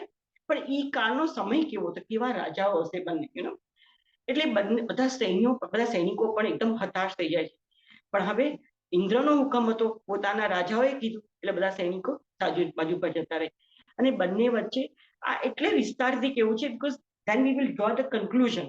તો આ બધું તમે જાણશો તો તમને થશે કે કન્ક્લુઝન કેવું હતું. યુ નીડ આખું મૂવી જોવો તો તમને એનું ખબર પડે, પણ જોવો જ નહીં અને ખાલી છેલ્લી 2 મિનિટ જોવો તો કઈ અસર થાય? That is why. અને આનું પાના ભરીને વર્ણન છે. એટલે ઇન્દ્ર મહારાજા કહે છે કે તમે બંને જણા 4 પ્રકારનું યુદ્ધ કરો. એક જ યુદ્ધ નહીં, તમે બંને શું 4 પ્રકારના યુદ્ધ કરો. કયા યુદ્ધ છે? એક પેલું દ્રષ્ટિ યુદ્ધ, પછી દ્રષ્ટિ યુદ્ધ, પછી વાઘ યુદ્ધ, પછી મુષ્ટિ યુદ્ધ, અને છેલ્લું દંડ યુદ્ધ. આવી રીતે 4 પ્રકારના યુદ્ધ તમે કરો. એટલે બંને તૈયાર થઈ જાય છે, કબૂલ થઈ જાય છે કે ચાલો આપણે એવી રીતે યુદ્ધ કરીએ. એટલે સૌથી પહેલું કયું હતું? દ્રષ્ટિ યુદ્ધ. એટલે બંને ઋષભ પુત્રો. હવે કેવી ઘટના છે, મને એમ થાય કે ઋષભદેવ ભગવાનના પુત્રો, પરમાત્માની માતાનું નામ શું? એ તો આ ભવની માતા, પણ પરમાત્માની માતા શું કોણ હોય? કરુણા. કરુણા એ તીર્થંકરની માતા. દરેક તીર્થંકરની માતા કોણ? કરુણા. પરમાત્માને કોઈ પણ નાની કીડીને પણ આટલી ઈજા થાય ને તેમનું હૃદય દ્રવી જાય, એટલી કરુણા હોય, એટલી બધી કરુણા હોય. એને એમ જ થાય કે આ મને ઈજા થયેલી, અને ગમે તે યોગે ભોગે પરમાત્મા એનું દુઃખ દૂર કરવાનો પ્રયાસ કરે. એટલે એવા ઋષભદેવ પરમાત્માના પુત્રો પણ લડાલડી કરવા તૈયાર થઈ ગયા. બોલો, એટલે સંસારી જીવ શું ન કરે. મારે કહેવાનું છે કે સંસારમાં રહેલો જીવ શું ન કરે. અને બંને સગા ભાઈઓ, બોલો, બંને આજે પણ આ જ પ્રણાલિકા ચાલે છે ને. ઘર ઘરમાં ભાઈઓ ભાઈઓ વચ્ચે બોલા હોય કે આવા વિખવાદ હોય, વાદ વિખવાદ હોય. કારણ કે કોઈને કોઈની અંડરમાં જીવવું ગમતું જ નથી. કોઈને કોઈની આજ્ઞાનું પાલન કરવું ગમતું જ નથી. એવરીબડી વોન્ટ્સ ઇન્ડિપેન્ડન્સ, સ્વચ્છંદતા આ મોટો દોષ છે. અને એના કારણે આજે પણ ઘરમાં આવું થતું હોય છે. મહાભારતમાં પણ શું છે, ભાઈઓ ભાઈઓ જ લડે છે ને, કાકા કાકાના દીકરા પણ ભાઈઓ જ લડે છે ને. એટલે ત્યારથી શરૂઆત, એમ મારું કહેવાનું છે કે ઋષભદેવ પરમાત્માના પુત્રો અને બંને પરમાત્માના પરમ ભક્ત. બંને જણા આ યુદ્ધનું જે વિવેચન આવે છે એમાં રોજ જ સવારે બંને ઋષભ પુત્રો પરમાત્માની અદ્ભુત રત્નની પ્રતિમા કાઢી અને અદ્ભુત પૂજા ભક્તિ કરે સવારના. બોલો, સવારના પોરમાં પહેલું કામ આ. એટલે એવા અનહદ પરમાત્માના ભક્તો, અને એ બંને સામસામે આવી ગયા. એટલે સંસાર શું નથી કરાવતો, મારે એ કેવું. નિમિત્તવાસી એવો આ સંસાર અને અહંકાર શું નથી કરાવતો. એટલે બંને જણા સામસામે આવી જાય છે. અને પછી સૌથી પહેલું એ લોકો દ્રષ્ટિ યુદ્ધ કરે. બંને સામસામે આવી ગયા અને બંને એકબીજાને સામસામે જોઈ રહ્યા છે. ત્રાટક, to concentrate and look at one another. આમ કેટલો કાળ ગયો પછી અનુક્રમે છેવટે ભરત રાજાની આંખ મીચાઈ ગઈ. You cannot open your eyes and you have to keep it steady gaze, like a very steady gaze, and he could not do it. એટલે ભરત રાજાની આંખ મીચાઈ ગઈ અને બાહુબલી તો હજી એમને એમ જ હતા, ત્રાટક કરતા. એટલે વિજય કોનો થયો? બાહુબલીનો. એટલે દેવતાએ ઉપરથી પુષ્પની વૃષ્ટિ કરી. એટલે બાહુબલી કહે છે કે હે જ્યેષ્ઠ બંધુ, તમે ખેદ ના પામો, હવે બીજું યુદ્ધ કરીએ આપણે. આમાં હું જીત્યો એટલે કે હું વિજેતા ના કહેવાય, ચાલો આપણે બીજું યુદ્ધ કરીએ. એટલે પછી બીજું કયું યુદ્ધ હતું? વાઘ યુદ્ધ. વાઘ યુદ્ધ એટલે સિંહનાદ. એટલે સૌથી પહેલા ભરત રાજાએ સિંહનાદ કર્યો. એવો મોટો નાદ કર્યો, એટલો અવાજ, એવો ધ્વનિ, એટલું બધું વર્ણન છે કે બધા ઘોડાઓ ભાગવા માંડ્યા, હાથીઓ પોતાના ઓલા છોડીને દોડવા માંડ્યા, અને સર્પો ઉછળવા માંડ્યા, પર્વતો. એટલો બધો સિંહનાદ મોટો હતો અને દેવતાઓ બી થરથરી ગયા કે આ શું થઈ રહ્યું છે. એવો મોટો સિંહનાદ. પછી બાહુબલીએ સિંહનાદ કર્યો, એના કરતા પણ વધારે પાવરફુલ. બધા સર્પો ઉછળીને પડવા માંડ્યા, પર્વતોના મોટા મોટા શિખરો હલવા માંડ્યા. દેવતાઓ તો ધ્રુજી ગયા કે પૃથ્વીને ફાડી નાખશે હમણાં. એવો મોટો સિંહનાદ. એટલે અનુક્રમે ફરીથી ભરત રાજાએ પાછો સિંહનાદ કર્યો. One wanted to beat the other and prove himself to be victorious, right? So this was the only way. એટલે ભરતરાજ અનુક્રમે બાહુબલીએ કર્યો. એમ કરતા કરતા બાહુબલીનો જે છેલ્લો સિંહનાદ હતો એ વધતો ગયો. It kept on increasing in its intensity and its time span.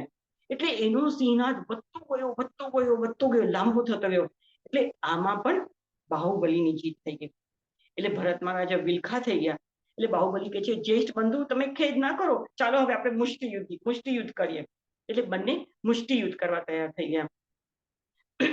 મલ્લનો જે અખાડો હોય એની અંદર બંને આવ્યા. તો બંને બંધુઓ સામસામે આવ્યા ત્યારે શાસ્ત્રકાર કહે છે કે નાના મેરુ પર્વતો જાણે કે હોય ને 500 ધનુષની મોટી મોટી કાયા, બંને એવા પાવરફુલ અને એવા વીર અને મહાપરાક્રમી. આપણે જોશું ખાલી ભરત રાજાની, maybe I should tell you now, ભરત રાજાની ભુજાનું બળ. જ્યારે એ લોકો બંને સામસામા યુદ્ધ કરવાનું નક્કી કરે છે ત્યારે એમના સૈનિકોને થાય છે કે આપણા મહારાજા હારી જશે, કારણ કે બાહુબલી તો મહાબલવાન છે, એ તો બધાને ખબર જ. તો ભરત રાજા કહે છે, ખેદ ન કરો, ચાલો હું તમને બતાવું. એટલે પોતાના 96 કરોડ આર્મી સોલ્જર્સને ભેગા કરે અને પોતાના માણસો પાસે એક મોટો ખાડો ખોદાવે છે અને ખાડાની એજ પર જઈને બેસે છે પોતે.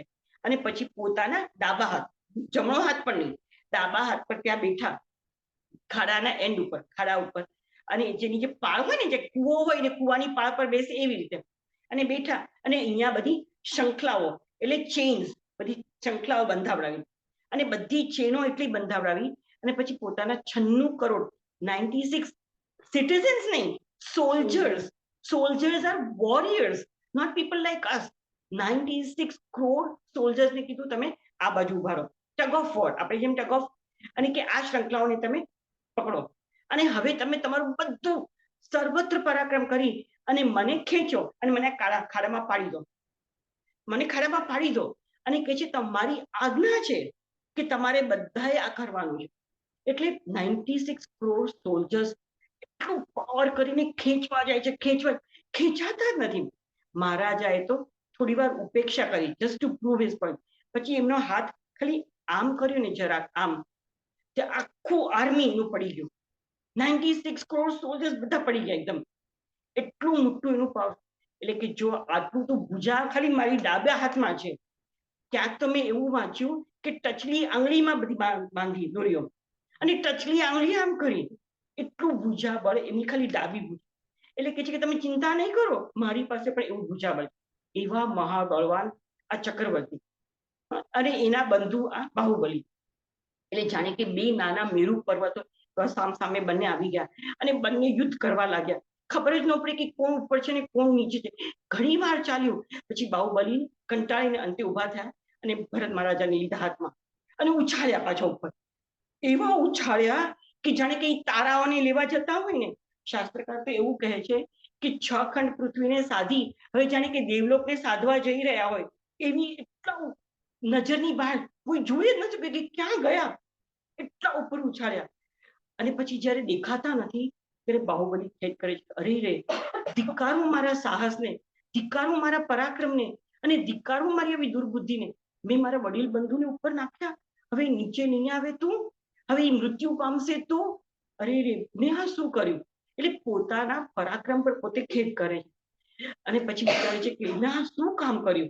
એટલામાં તો ભરત રાજા નીચે આવ્યા અને પછી એને ફૂલની જેમ પાછા લઈ લીધા. એને થયું કે મારા વડીલ બંધુ નીચે પડશે તો એને ઈજા થશે, એટલે લઈ લીધી. એટલે ભરત મહારાજા તો પાછા વિલખા થઈ ગયા કે અરે રે, મારે તો નીચા જવા પણ થયું કે આ બાહુબલી આવો પરાક્રમ. એટલે બાહુબલી કહે છે તમે ખેદ ના કરો, હજી તો યુદ્ધ કરવાનો અવસર છે, તમે પણ તમારું પરાક્રમ બતાવો. એટલે ભરત રાજાએ એની છાતીમાં જોરથી પ્રહાર કર્યો. પણ બાહુબલીને તો કઈ થયું જ નહીં. એની છાતીમાં મુષ્ટિથી પ્રહાર કર્યો તોય કાંઈ ન થયું. એટલે પછી બાહુબલીએ ચક્રીના છાતીમાં મોટો મુષ્ટિ પ્રહાર કર્યો તો તમર ખાઈને પડી ગયા પૃથ્વી પર. એકદમ એને ચક્કર. એટલે એને અરે રે, આ હું શું કરી રહ્યો છું? પછી કહે છે કે હે મહાભુજ, તમે ઊભા થાવ, ઊભા થાવ, ઊભા થાવ. એટલે પછી ઊભા થાય છે ચક્રવર્તી. એટલે અનુક્રમે આ મુષ્ટિ યુદ્ધમાં પણ એ પોતે ઓલા જ વિજયી થયા, આનું તો હાર થઈ. પછી કહે છે કે ના ના, હજી તમારે વાર છે ચક્રવર્તી, આપણે છેલ્લું યુદ્ધ કરીએ. એટલે ત્યારે ચક્રવર્તી પોતે હાથમાં દંડ લે છે, દંડ યુદ્ધ. મોટો દાંડો લો, એ દંડ યુદ્ધ. કારણ કે હવે ચક્રવર્તી પાસે બીજો કોઈ ઉપાય પણ નહોતો, એટલે દંડ યુદ્ધ લીધો. અને દંડને એટલો ગુમાવ્યો, એટલો ગુમાવ્યો, એટલો ગુમાવ્યો, અને પછી બાહુબલીના મસ્તક પર માર્યો. એટલે બાહુબલી, કારણ કે આશય તો ગમે તે રીતે જીતવાનું જ હતું ને, ગમે તે યોગે ગમે તે ભોગે જીતવાનું. એ સોલ્જર્સ જે સૈનિકો હોય એનો તો આ જ આશય હોય. એટલે બાહુબલીના મસ્તક પર એને દંડ માર્યો. ત્યારે તો બાહુબલીના જે એનો મુગટ હતો એના બધા રત્નો ખેલ પડ્યા અને મુગટના ચોરે ચોરા થઈ ગયા. પણ બાહુબલીને તો કઈ થયું નહીં. એટલે બાહુબલીએ પછી પોતે એક દંડ લીધો અને ચક્રીના છાતી પર એને માર્યો. એટલે એનું જે બખ્તર હોય, ધી આર્મર ધેટ હી વેર, એ બખ્તર આખું ચૂરે ચૂરા થઈ ગયું. મુગટ તૂટી ગયો, બખ્તર ચૂરા, અને એને તમર આવી ગયા ચક્રીને પાછા. પણ અનુક્રમે પાછા ઉભા થયા. એટલે પછી ચક્રીએ પછી પોતે દંડ લીધો પાછો. હવે ઇટ વોઝ હિઝ ટર્ન. એટલે એને બાહુબલીના મસ્તક પર જોરથી માર્યો દંડ. એટલે બાહુબલી જાનું સુધી જમીનમાં પેસી ગયા.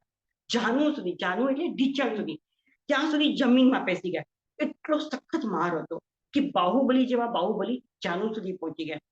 પણ એને કાંઈ થયું નહીં. એટલે તુરંત જ બહાર નીકળ્યા અને કે હવે હું કરું, ચલો. એમ કરીને એના હાથમાં જે લોઢાનો દંડ હતો, લોહ દંડ, એવો ભમાવ્યો, એવો ભમાવ્યો, એવો ગુમાવ્યો. દેવતાઓને થયું કે ઉપરથી સૂર્યને નીચે પાડશે આ, ઉપરથી તારાઓ તો જવા દો, સૂર્યને નીચે પાડશે, એવો ગુમાવ્યો. અને થયું કે આ તો યમરાજ જાણે કે સાક્ષાત આવ્યા. એવો ગુમાવી ગુમાવી ગુમાવી અને ભરત રાજાના મસ્તક પર માર્યો એને. તો ભરત રાજા તો કંઠ સુધી જમીનમાં પેસી ગયા, કંઠ સુધી, ગ્રીવા સુધી જમીનમાં પેસી ગયા. એટલે ભરત રાજા કહ્યું અરે રે રે. અને ત્યાં એને તો નીચું મોઢું જોઈને વિચારવા લાગ્યા કે શું ચક્રવર્તી આ છે કે હું છું? કોઈ પણ વખત એવું બને નહીં કે એક સાથે બે ચક્રવર્તી, એક સાથે બે તીર્થંકર નો હોય, એક સાથે બે વાસુદેવ નો હોય, એક સાથે બે પ્રતિવાસુદેવ નો. એવી રીતે એક સાથે બે ચક્રવર્તી પણ ન હોય. જેવી રીતે આકાશમાં એક સાથે બે સૂર્ય ન હોય, બે સૂર્ય ક્યારેય ન હોય. એક ગુફામાં બે કેસરી સિંહ ન હોય, એક મ્યાનમાં એક જ તલવાર હોય. તો કે આ ચક્રવર્તી છે કે હું છું. અને આટલી મહેનત કરીને 60,000 વર્ષ સુધી લડાલડી કરી અને હું ચક્રવર્તી પણાને પામ્યો. અને આ તો ક્ષણવારમાં ચક્રવર્તી થઈ જશે, કેમ કે બધા યુદ્ધમાં તો આ જ વિજય પામ્યો છે, મારા ઉપર તો આને જ વિજય મેળવ્યો. એટલે કે છે કે એટલે મારું બધું લડવાનું, મારું બધું નકામું ગયું, એક આ ચક્રવર્તી થવાનું. અરે રે, એમ કરીને વિચારે છે કે આ મેં સાહસભર્યું કાર્ય શું કામ કર્યું, એકને ન જીત્યો તો રહેવા દેવો હતો ને, આવું મેં સાહસ કેમ કર્યું. અને એવું વિચારે છે કે તો હું આ પૃથ્વીમાં હું ચક્રવર્તી નહીં થાઉં અને આ ચક્રવર્તી થશે, એવું વિચારે છે. અને મનમાં મંથન કરે છે કે ધન્ય છે આના બાહુબળને અને ધિક્કાર છે મારા આ સાહસને કે મેં આવું સાહસ ભર્યું. Sometimes we feel like, why did I even start this?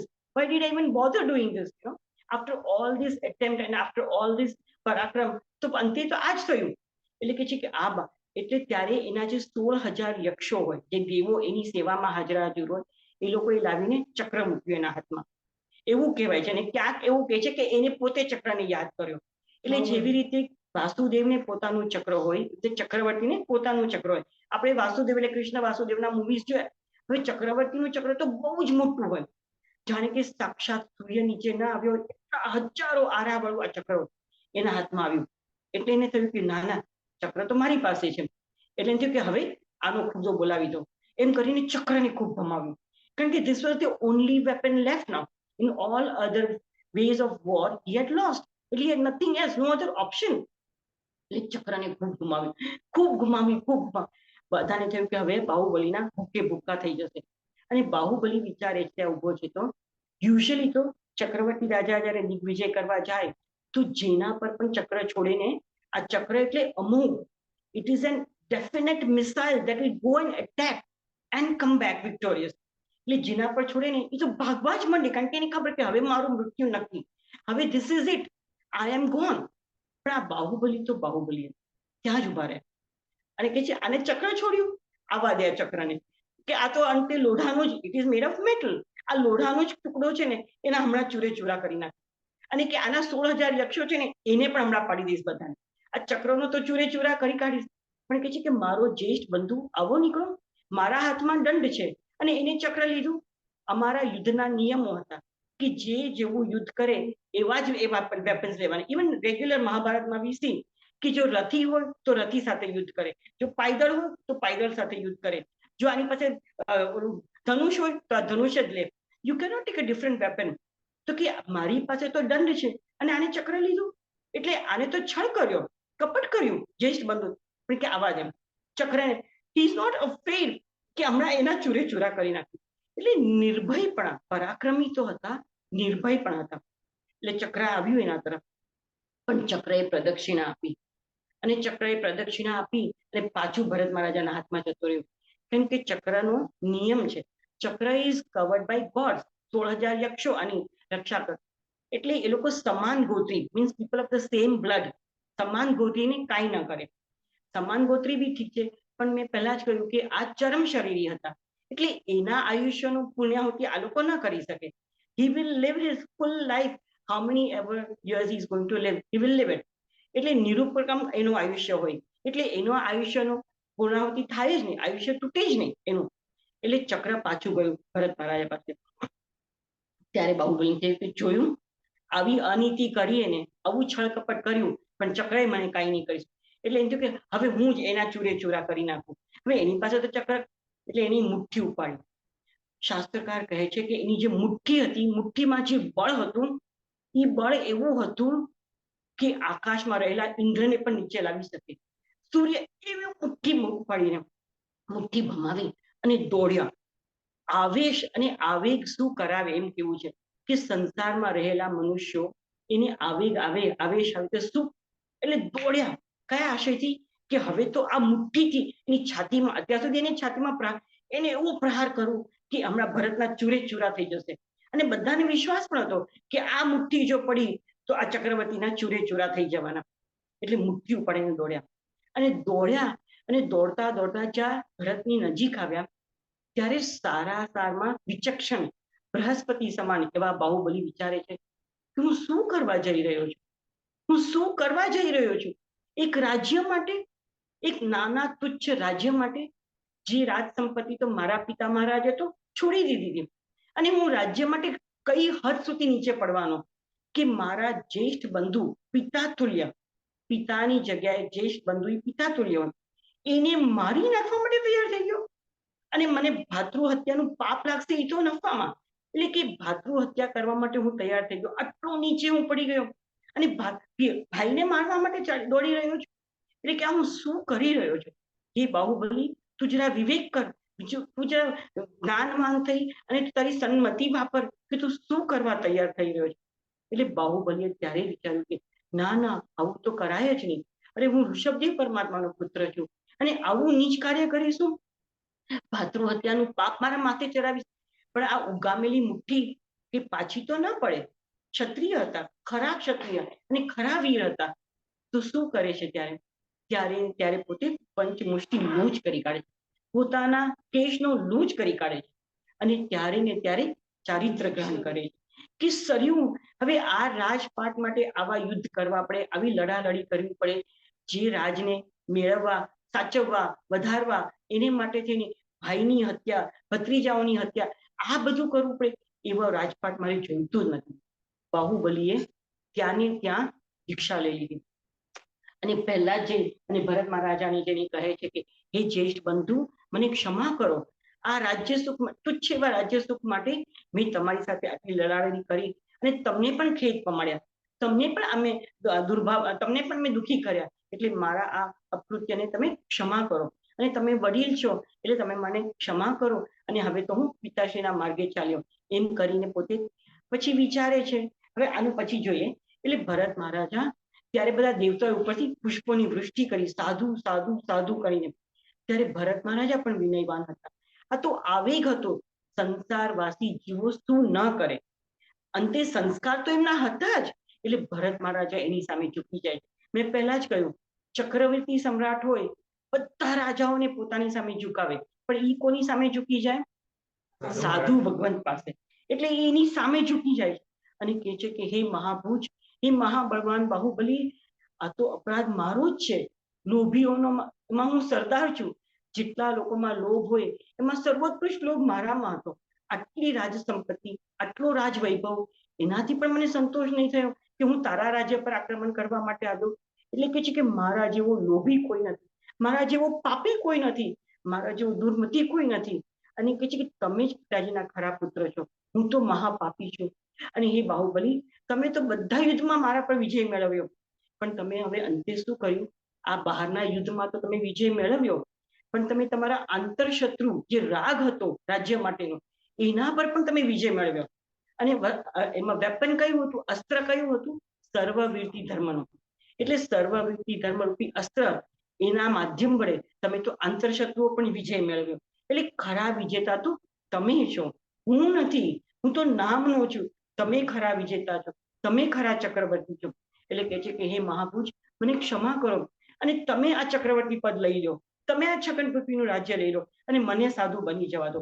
બસ હવે તમે મારી સાથે વાર્તાલાપ કરો, મને ક્ષમા કરો અને તમે આ છગન પૃથ્વીનું રાજ્ય લઈ લો.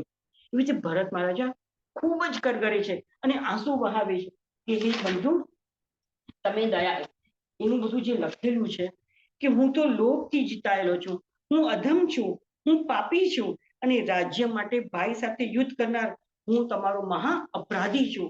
પછી કહે છે કે હે બાહુબલી, તમે દયાળુ છો, ધર્મીજનોમાં તમે અગ્રેસર છો, મીન્સ ધર્મીજનોમાં you are at the forefront, પ્રથમ તો મને યુદ્ધમાં જીતી લીધો અને હવે વ્રત રૂપી અસ્ત્રો વડે આ રાગાદી શત્રુઓને જીતી લીધા.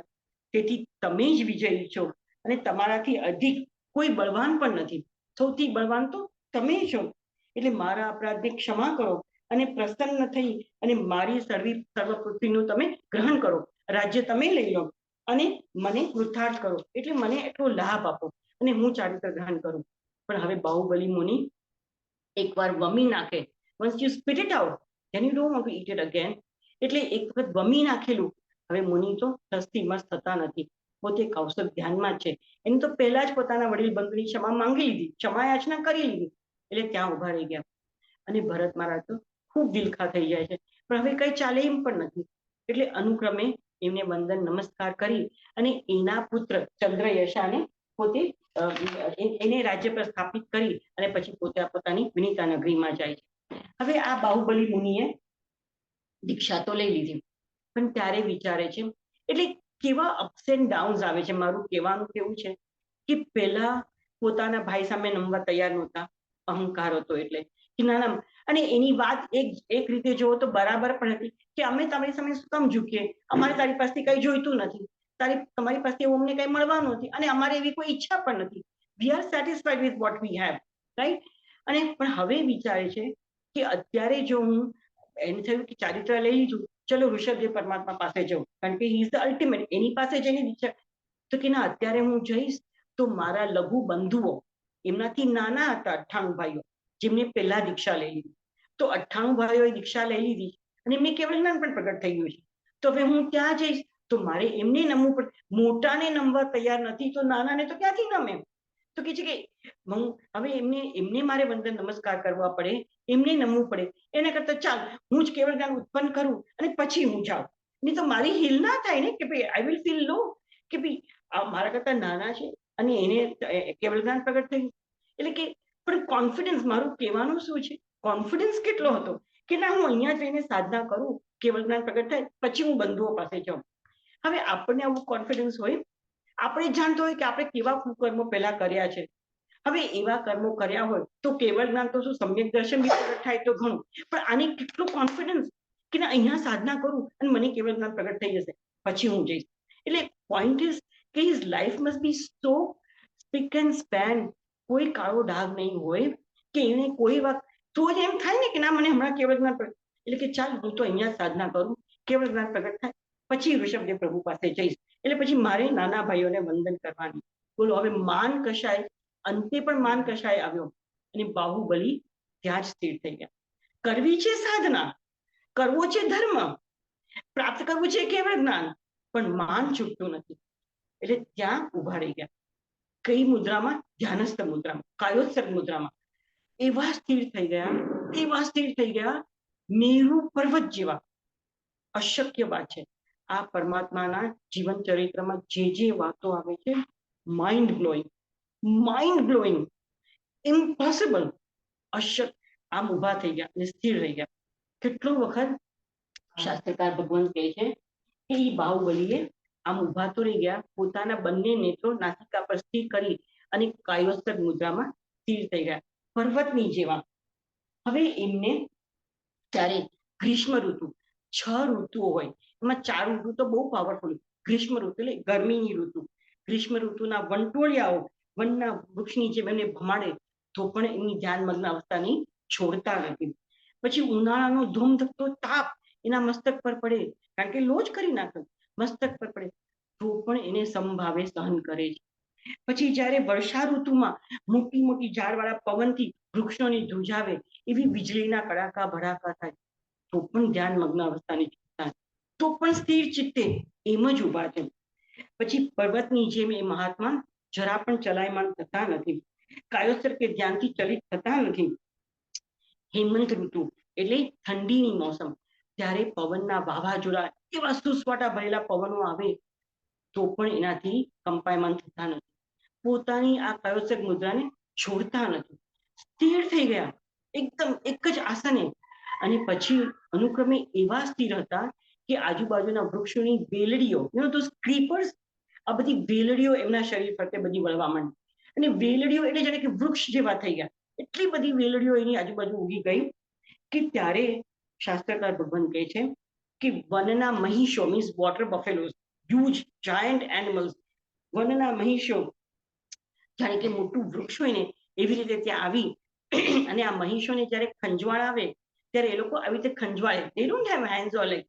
એટલે એ મહિષો આવી અને પોતાના મોટા વૃક્ષના સ્કંદની જેમ તેમના ધ્યાની શરીર ઉપર શંખ પોતાની શિંગડા વડે ખંજવાળતા હતા. બોલો ત્યાં હવે આવો ઉપસર્ગ.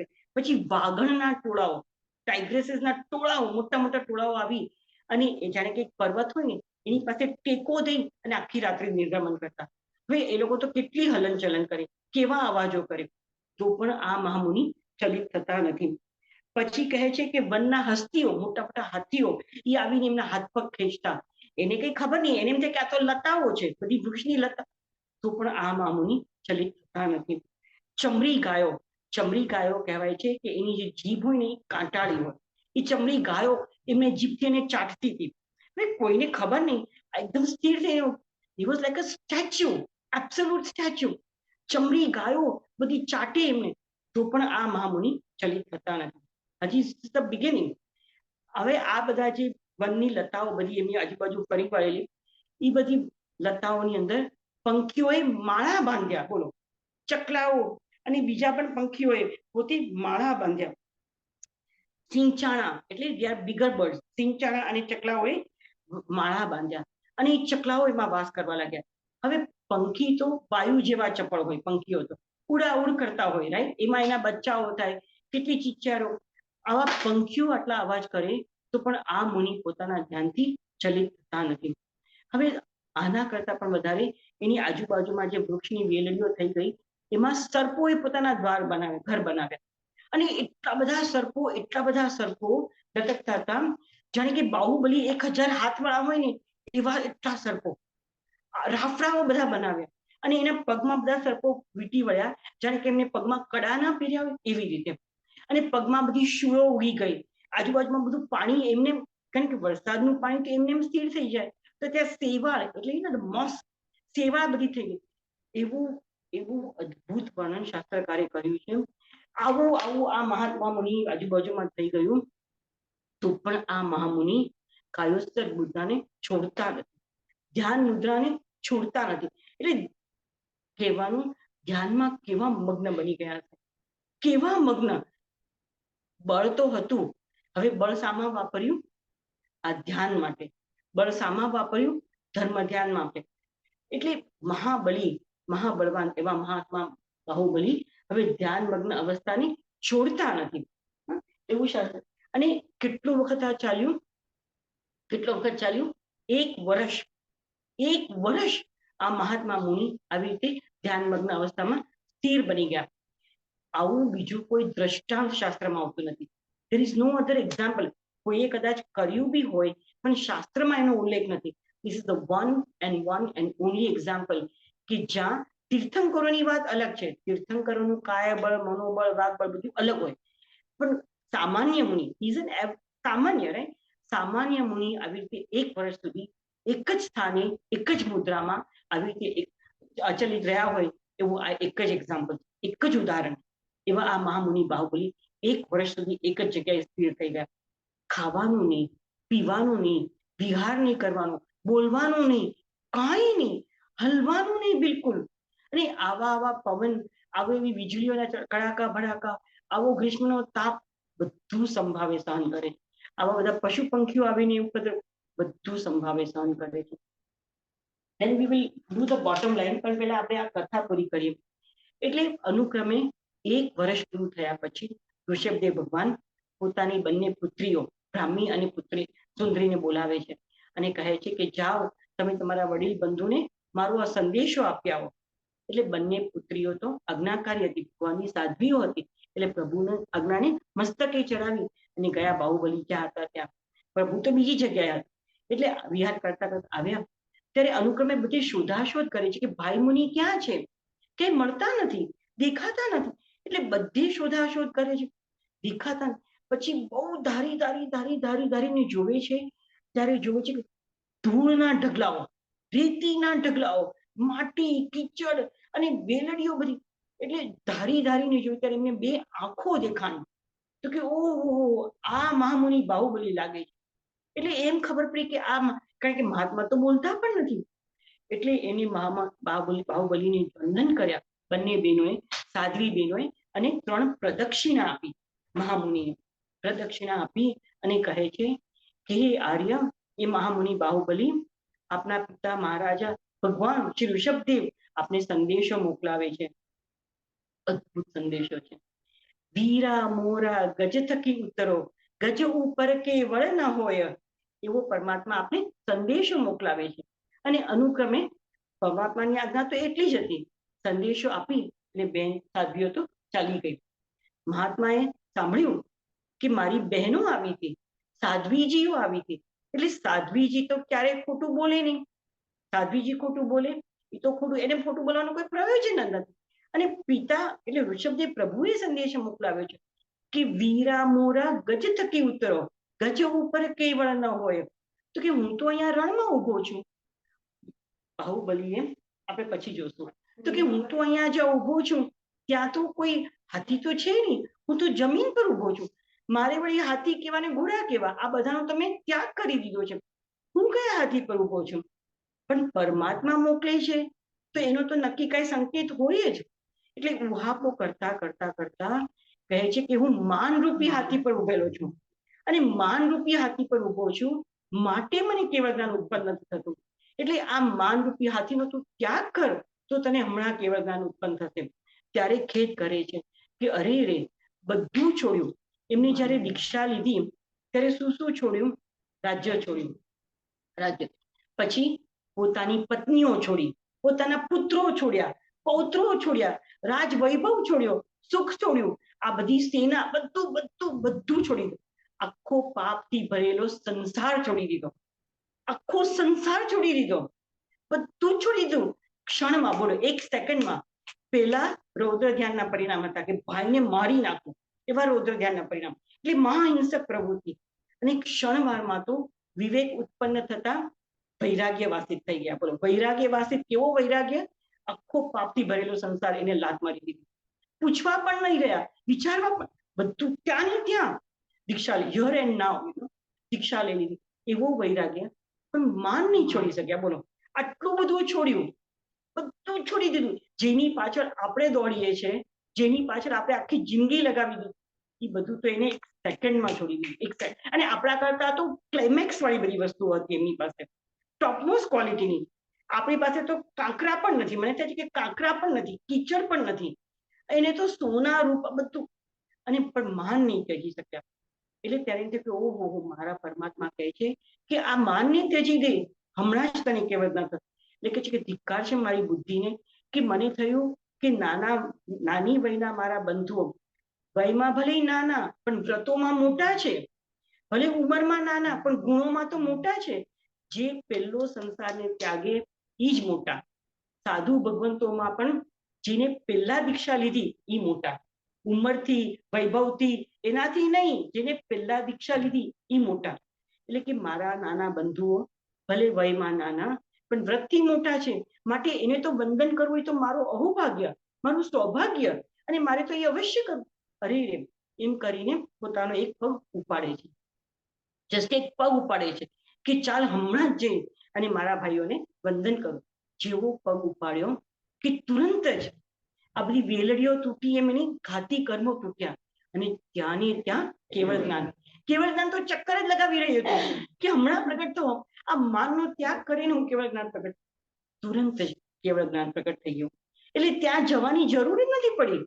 ત્યાં સુધી પહોંચો ને, it is just the thought, what you think, that is what is the most important thing. તમારો ભાવ, તમારા વિચારો, બસ એને અનુસરીને જ બધું કાર્ય થાય છે. જવાની જરૂર નહીં, ત્યાં સુધી પહોંચ્યા પણ નથી, પણ તુરંત જ કેવળ જ્ઞાન પ્રગટ થઈ ગયું. માનનો એટલે માન કશાય પરમાત્માનો કહેવાનો આ કે આ માન કશાય મહાભયંકર છે. આવા સાધક, કેવી સાધના, કેવી તપસ્યા, આવા સાધકને પણ જો માન કશાય આટલું નડે તો સામાન્ય માણસ. અત્યારે બધા યુદ્ધો શાને માટે થાય છે? માનને માટે જ, અહંકારને માટે જ, એને માટે જ. તો ભગવાન કહે છે, એટલે આપણે I just done a whole synopsis કે આવા માન કશાય એનો ત્યાગ કરવો. આ મહામુનિએ રણભૂમિને ધર્મભૂમિ બનાવી દીધી. પેલા યુદ્ધ કરવા આવ્યા હતા એટલે રણભૂમિ હતી. રણભૂમિમાં જેને ચારિત્ર લીધું, રણભૂમિને ધર્મભૂમિ બનાવી, યુદ્ધ ભૂમિને યોગ ભૂમિ બનાવી દીધી. મહાયોગી, મહાત્યાગી, મહાત્મા મુનિ બની ગયા. મહાત્મા બાહુબલીની કેવી અંતરલીન દશા હશે. મને એમ થાય કે અંદર એની કેવું સામ્રાજ્ય પ્રાપ્ત થઈ ગયું હશે કે બધું બહારનું છૂટી ગયું. શાસ્ત્રકાર કહે છે કે એક વાર વિચાર પણ નથી આવતો સંસારનો. પરમાત્માનું એવું ધ્યાન લગાવી દીધું છે કે એ ધ્યાનથી ચલિત પણ નથી થતા. એટલે એની કેવી અંતરલીન દશા અંતર સ્થિરતા, અડોલ મનોદશા. મનોદશા કેવી? જરા પણ ડગમગતા નથી. બધું જ બાહુબળ અંતરમાં વાપર્યું. કાયાને સ્થિર કરવામાં 1 વર્ષના ઉપવાસ, એટલે તપ તપવામાં, તીવ્ર તપ, 1 વર્ષના ઉપવાસ, કઠોર સાધના, ઉગ્ર તપશ્ચર્યા. સાધના કેવી કઠોર હતી? આવું તો આપણે કલ્પના પણ ન કરી શકીએ. 1 કલાક માટે પણ આવા અડોલ આપણે રહી ન શકીએ, એવી 1 વર્ષ માટે. એટલે કઠોર સાધના, ઉગ્ર તપશ્ચર્યા, દુઃસહ્ય પરિશહો. પરિશહો, સાધુ ભગવંતોને 22 પરિશહો સહન કરવા પડે. ઠંડી, ગરમી, ઉષ્ણ, ભૂખ, તરસ, તાળ, તડકો, આ બધું એમને સહન કર્યું. પછી અને જંગલી પશુઓના નિરંતર ઉપસર્ગો, આટલા હજારો સર્પો, હવે એના ઉપસર્ગો સહન કરવા. સાપનું નામ બોલે તો પણ આપણે ચલિત થઈ જાય, ધ્યાનમાં ઉભા હોય કોઈ કહેશે તો પણ આપણી આંખો ખુલી જાય. તો આવા જંગલી પશુઓના નિરંતર ઉપસર્ગો ને અવરોધો એને સમભાવે સહન કર્યા. અને દેહ પરના સંપૂર્ણ મમત્વનો ત્યાગ કરી દીધો. જંગલી પશુઓ પર કરુણાના કારણે, કયો ભાવ હતો? કરુણાના કારણે સમભાવે એમને કોઈ પ્રકારનો પ્રતિકાર પણ કર્યો નથી. એક પશુને આમ હટાવ્યા પણ નથી, પ્રતિકાર પણ કર્યો નથી, તિરસ્કાર પણ કર્યો નથી, દુર્ભાવ પણ કર્યો નથી.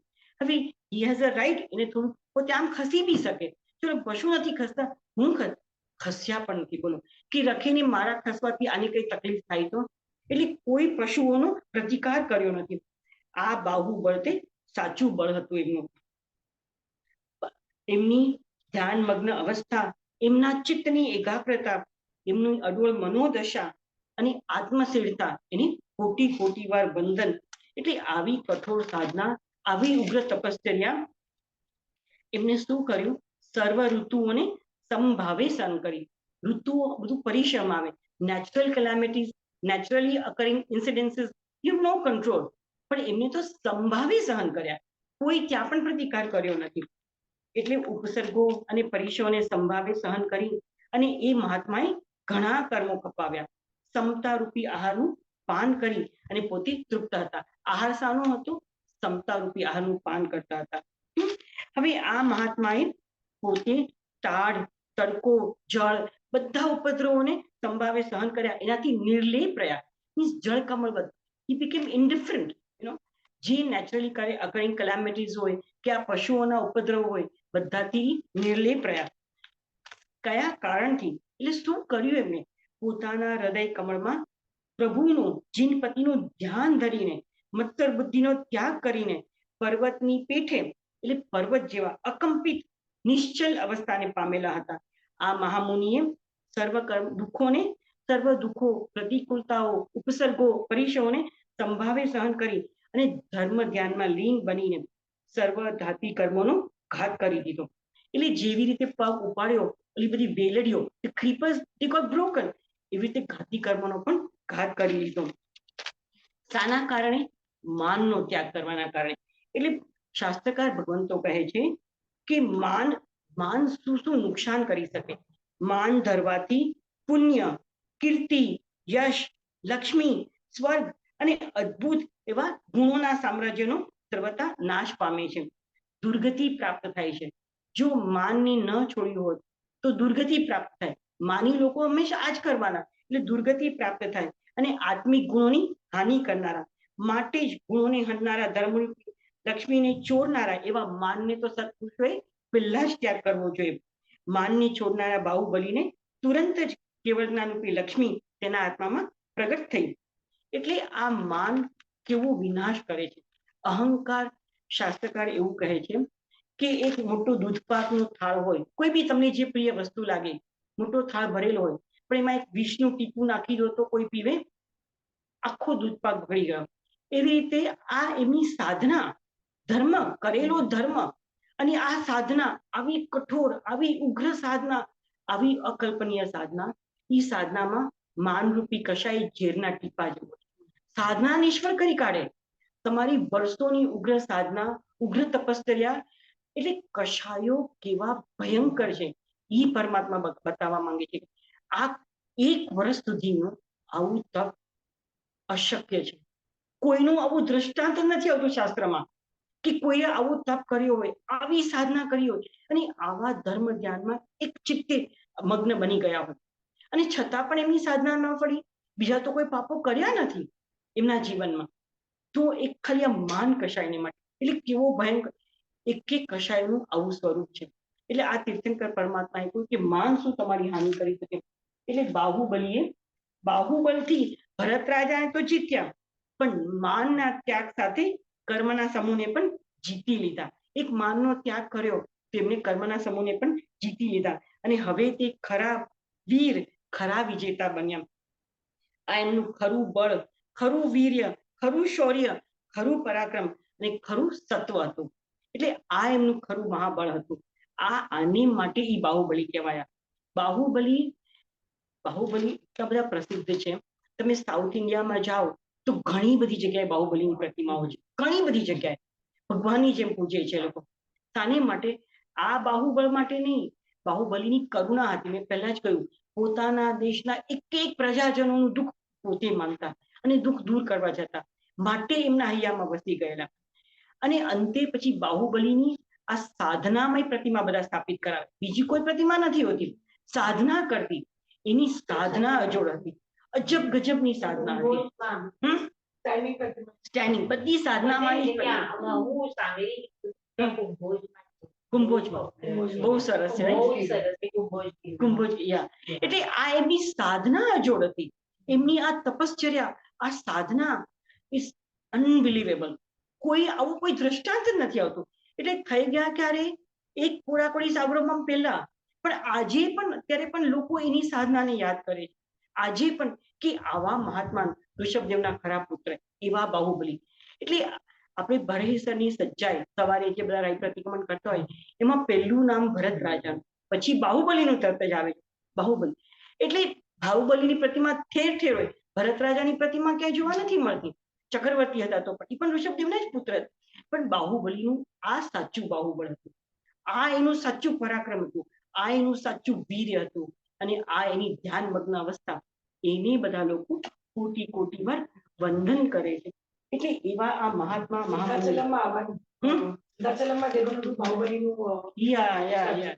હમણાં સોનગઢમાં બી બહુ મોટી પ્રતિષ્ઠા થઈ ને બાહુબલીની. ઇન્ડિયામાં બાહુબલી છે એની અને આ બાહુબલીનું કહેવાય છે કે તમે એના નામનું સ્મરણ કરો તો તમારું જાપ થઈ જ જાય. કારણ કે એમની એવી એકાગ્રતા હતી, એવું બળ હતું એનામાં, બાહુબળ. એટલે શાસ્ત્રકાર શું કહે છે? અહંકારનું એક ટીપું, અહંકારથી ભરેલી સાધના સફળ થતી નથી. ગમે એવી સાધના કરો પણ જેમાં અહંકાર ભરેલું હોય તો એ સાધના સફળ થતી નથી. એટલે અહંકાર શું નથી કરાવતું, અને અહંકાર છૂટતાની સાથે જ અહંકાર છૂટ્યો, ઘાતી કર્મ તૂટ્યા અને તુરંત જ કેવળ જ્ઞાન પ્રગટ થયું. એટલે એવા આ ઋષભદેવ પ્રભુના પુત્રો. ઋષભદેવ પ્રભુનો આખો પરિવાર, ધ હોલ ફેમિલી, આખો પરિવાર એવો ઉજ્જવળ અને એવો પ્રશંસનીય, વંદનીય, એવો ઉજ્જવળ છે. એક સે બળકર એક, everybody one two top the other. આપણે મરુદેવા માતાનું જોઈ ગયા, next class we will summarise કે આ કેવું પુણ્ય અવ્યવહાર રાશિની નિગોદમાંથી નીકળ્યા અને પોતે એક જ ભાવ, વનસ્પતિ કાયનો કેળનો ભાવ, અને ત્યાંથી હાઈ જમ્પ, કેવો હાઈ જમ્પ કે પોતે મનુષ્ય જ બનવું મુશ્કેલ, એક જ ભાવમાં મનુષ્ય તો બન્યા યુગલિક મનુષ્ય. એટલે જ્યાં કઈ કામ બામ કરવાનું યુગલિક મનુષ્ય, યુગલિક મનુષ્ય તો બન્યા પણ માતા બન્યા. કોની માતા બન્યા? સામાન્ય ઋષભદેવ, પ્રથમ તીર્થંકર, યુગાદિ દેવ, દેવોના પણ દેવ, ધર્મ ધુરંધર એવા યુગાદિ દેવના માતા બન્યા. બોલો કેવું પુણ્ય. એટલે એ માતા અને પોતે પ્રથમ સિદ્ધ થઈ ગયા. હજી તો તીર્થની સ્થાપના થઈ નથી. એ માતાએ કોઈ ધર્મ કર્યો નથી, એક સામાયિક એક પ્રતિક્રમણ કાંઈ કર્યું નથી. અને એની પહેલા મોક્ષમાં આ અવસર પેઢી કાળના સૌથી પહેલા સિદ્ધ ભગવંત મરુદેવા માતા. આખા અવસર પેઢી કાળ એટલે 18 કોડા કોડી સાગરોપમ સુધી ભરત ક્ષેત્રમાંથી મોક્ષના દ્વાર બંધ હતા. ખોલનાર મરુદેવા માતા. બોલો પ્રથમ તીર્થંકરની માતા, ખોલનાર. અને પોતાને ગ્રસ્ત. હવે આ ઋષભદેવ ભગવાન કહેવડાવે છે, ગજ થકી ઉતરો, ગજ ઉપર કેવળ ન હોય. મરુદેવા માતાને ગજ ઉપર જ કેવળ જ્ઞાન થયું. હાથીની અંબાડીએ બેસેલા, હાથીની અંબાડી પર બેઠા હતા અને પ્રભુના દર્શન કરે છે અને ભાવનાને ચિંતન કરતા ત્યાં બેઠા બેઠા કેવળ જ્ઞાન. એટલે એને માટે મેં આ લીધું કે મરુદેવા માતાને તો ગજ ઉપર જ કેવળ જ્ઞાન થઈ ગયું, ગજ ઉપર બેઠા હતા ને એવી રીતે કેવળ જ્ઞાન થયું અને મોક્ષે સીધા આવી ગયા. એટલે એવો કોઈ રૂલ નથી કે હાથી ઉપર બેઠા અને કેવળ જ્ઞાન ન થાય, પણ માનરૂપી હાથી પર બેઠા હોય તો કેવળ એમ પરમાત્માનું કહેવાનું. એમની જ માતા એમની સામે જ ગજ ઉપર બેસીને તો કેવળી ગંધમાં મોક્ષી ગયા. એટલે કહેવાનો આશય, એટલે એવા આ અત્યંત પુણ્યશાળી તીર્થંકરની માતા બનવું તો પ્રચંડ પુણ્ય, પણ ઋષભદેવની માતા બનવું અને પહેલા સિદ્ધ થવું, એમની પહેલા મોક્ષે જવું, એટલે અજબ ગજબનું પુણ્ય, અજબ ગજબનું. તીર્થંકરોની માતા મોક્ષે જાય પણ કેવળ ચારિત્ર ગ્રહણ કરે, બધું કરે, કોઈ ઈ જ ભવે, કોઈ એના પછીના ભવે, દેવલોકમાં જઈને પછીના ભવે, પણ આ તો ઇન્સ્ટન્ટ હિયર એન્ડ નાઉ ભગવાનને કેવળ આમને મોક્ષ બોલો. એટલે એવી એમની યશસ્વી એવી એમની માતા. હવે એમના પુત્ર બાહુબલી, કેવું બાહુબલ, યુદ્ધ કરવા ગયા છે અને ઇન્સ્ટન્ટેનિયસલી, એટલે વૈરાગ્ય, મારું શું કહેવાય, વૈરાગ્ય અંદર, વૈરાગ્યનો અગ્નિ જ્વલિત જ હતો, અગ્નિ તો હતો જ વૈરાગ્યનો, એની ઉપર રાખ ખાલી રહેલી કે યુદ્ધ કરવા ગયા. જેવી રાખ હટી ગઈ અને વૈરાગ્યની જ્વાલા પ્રગટ થઈ ગઈ અને તુરંત જ બધું ત્યાગી દીધું. આવું કઈ બને? આપણે તો ગ્રહવાસમાંથી બી નથી નીકળી શકતા, તો આ તો યુદ્ધ ભૂમિમાં આવો વૈરાગ્ય બધું છોડીને એવા એમના આ યશસ્વી બાહુબલી નામે પુત્ર. હવે next class, we don't have enough time to finish. Next class we will finish with Bharat Maharaja. એમના 98 પુત્રોએ દીક્ષા લઈ લીધી, બ્રાહ્મી સુંદરીએ દીક્ષા લઈ લીધી. હવે ભરત મહારાજા, એમનું બી અજબ ગજબનું જીવન ચરિત્ર છે. પરેસર વૈભવ કરીને આટલું જાડું પુસ્તક છે, ખાલી એકલા ભરત મહારાજાના જીવન ચરિત્ર માટે છે. એવું એમનું જીવન હતું. યુદ્ધ કરવા ગયા એ તો બધું બહારથી, કારણ કે ચક્રવર્તી હતા, એટલે ચક્રવર્તીના ક્રમ, એના નિયમ અનુસાર એને કરવું પડે, દિગ્વિજય માટે જવું પડે.